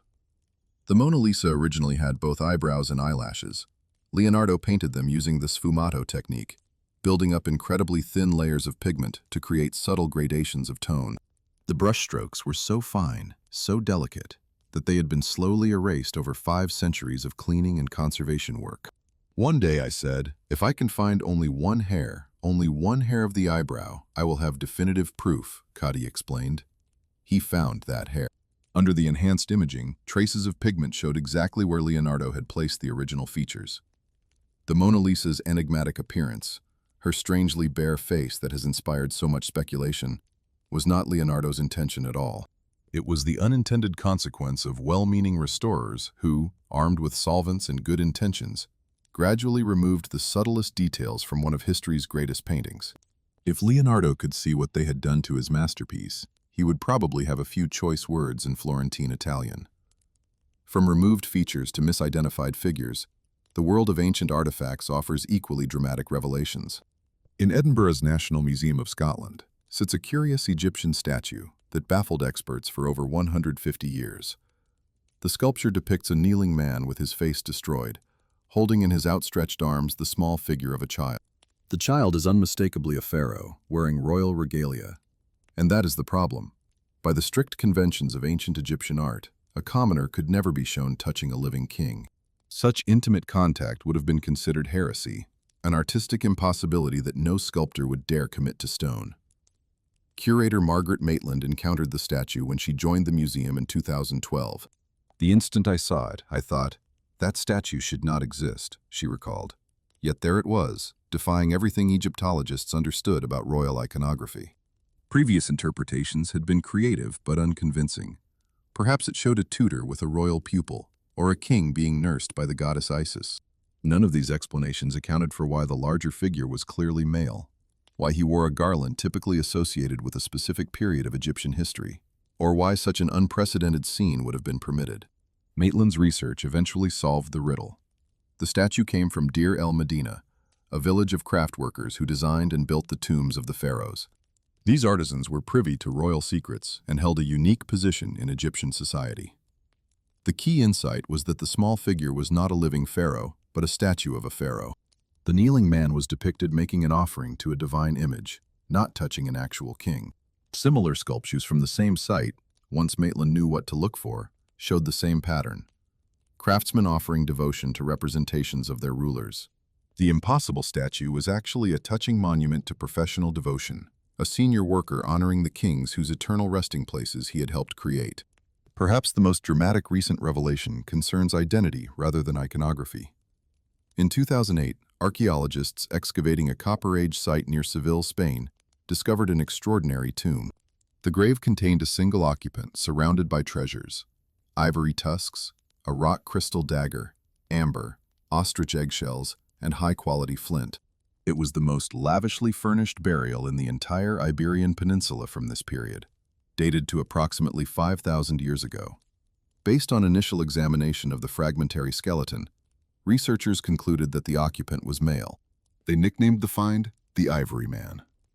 For 15 years, the Ivory Man was studied as the most powerful male leader of Copper Age Iberia.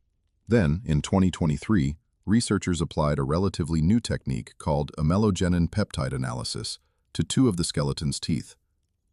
Amelogenin is a protein involved in forming tooth enamel, and the gene that produces it exists in slightly different versions on the X and Y chromosomes. By testing for the presence of the AMELX gene, found on the X chromosome, scientists could determine the skeleton's biological sex with high accuracy. The result overturned 15 years of assumptions.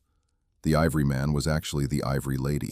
The finding had implications far beyond a simple name change. The Ivory Lady's burial outstripped every other grave from her era, male or female. For approximately 250 years after her death, new graves were built around hers, always maintaining a respectful buffer zone of about 30 meters. 80 years after her burial, people returned to her tomb to add additional offerings, including the crystal dagger. A nearby tomb, slightly more recent, contained at least 15 women dressed in elaborate garments decorated with marine shell beads, possibly priestesses who claimed descent from the Ivory Lady herself.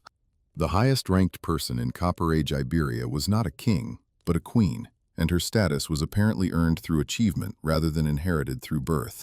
In the past, it was not uncommon for an archaeologist to find remains and say, "Okay, this individual has a sword and a shield, therefore he is a man," noted Leonardo Garcia San Juan, one of the researchers. Of course, deeply mistaken, because it assumes that in the past, gender roles were the way we conceive them today.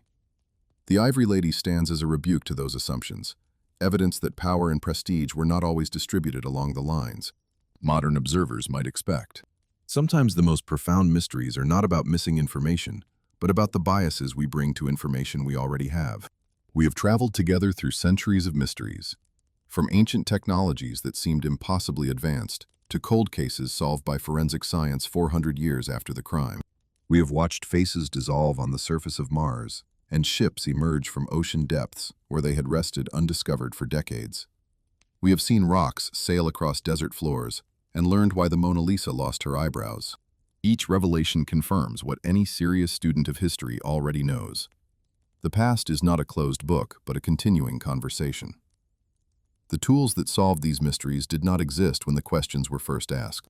Viking 1 captured an image in 1976 that required missions launched in 1998 and 2006 to properly interpret. The DNA analysis that identified Richard III would have seemed like witchcraft to the armies that buried him in 1485. The amelogenin testing that revealed the Ivory Lady's true sex was developed only about 5 years before it was applied to her teeth. Every generation of researchers inherits not only the unsolved mysteries of the past, but also technologies their predecessors could not have imagined. What seems impossible today becomes routine tomorrow. Consider what remains unknown. The Library of Alexandria, holding perhaps the greatest collection of ancient knowledge ever assembled, was destroyed over centuries through fire, neglect, and conflict. What did those scrolls contain? How much of what we call the Dark Ages was simply the rediscovery of knowledge the ancients had already mastered? We will likely never know, but every papyrus fragment recovered from Egyptian trash heaps, every palimpsest scraped clean for reuse, every waterlogged document preserved in the ruins of Herculaneum offers fragments of an answer. The Exeter Book, one of the largest surviving collections of Old English literature, contains nearly 100 riddles that scholars have puzzled over since the 10th century. Some have generally accepted solutions. Others remain stubbornly mysterious, their answers lost with the monks who composed them. Are the solutions preserved somewhere, waiting in an unexamined archive? Or did they die with their creators, leaving only the questions behind? The Voynich manuscript, an illustrated codex written in an unknown script and language, has resisted cryptographic analysis for over a century. Is it an elaborate hoax, a private language, an encoded scientific text, or something else entirely? Researchers armed with artificial intelligence and computational linguistics continue to search for patterns that might finally crack the code. Beyond textual mysteries lie physical ones. The Antikythera mechanism, which we discussed earlier, demonstrates that ancient craftsmen could build devices of stunning complexity.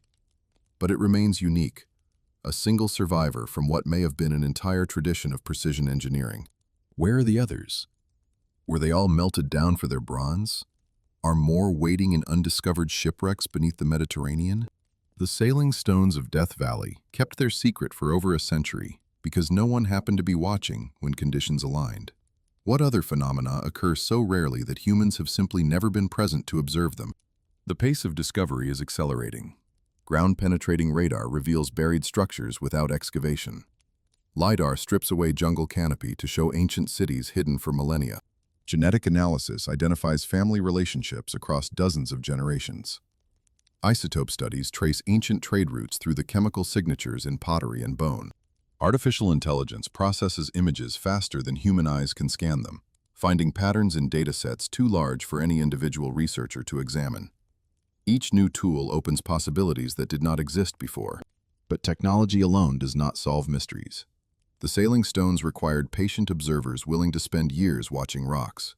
Richard III was found because a screenwriter named Philippa Langley refused to accept that his grave was lost forever.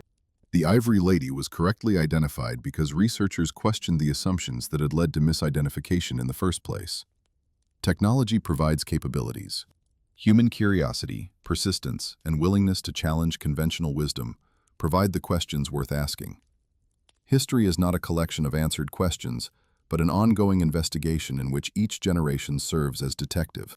The cases we have examined in this series were solved by people who refused to accept "we do not know" as a permanent answer. They developed new methods, re-examined old evidence, and sometimes simply got lucky enough to be in the right place when nature finally revealed its secrets. The mysteries that remain are not failures of inquiry, but invitations to future researchers. Puzzles waiting for the right combination of technology, insight, and persistence. Every solved mystery reminds us that knowledge is provisional. The face on Mars taught us about pareidolia and the limits of low-resolution imaging. The Bermuda Triangle taught us about statistics and the human appetite for supernatural explanations. The Mona Lisa's missing eyebrows taught us that even the most studied artwork in history can hide secrets that take 5 centuries to uncover. We should approach what we think we know with appropriate humility, recognizing that future generations will likely overturn some of our most confident conclusions. The universe, it turns out, is far more interesting than our ancestors imagined, not because of magic or supernatural forces, but because of the intricate, elegant, endlessly surprising processes that govern how things actually work. Rocks move because ice and wind conspire in rare conditions that take years to align. Ships rest on ocean floors until submarines can dive deep enough to find them. Ancient leaders were women when we assumed they were men. The real explanations are often stranger and more wonderful than the mysteries they replace. So if you take anything from this journey through history's solved mysteries, let it be this. The unknown is not something to fear, but something to pursue. Every question is an invitation. Every mystery is a story waiting for its ending. And somewhere out there, in archives and archaeological sites and laboratories and databases, evidence is waiting for the right person to ask the right question. Maybe that person is watching right now. Maybe that person is you. Thanks for watching. If you enjoyed this exploration of history's mysteries, make sure to subscribe and hit that notification bell so you never miss our future investigation. Drop a comment below telling us which mystery you would most like to see solved next. And remember, the past is never really past. It is just waiting for us to look more closely.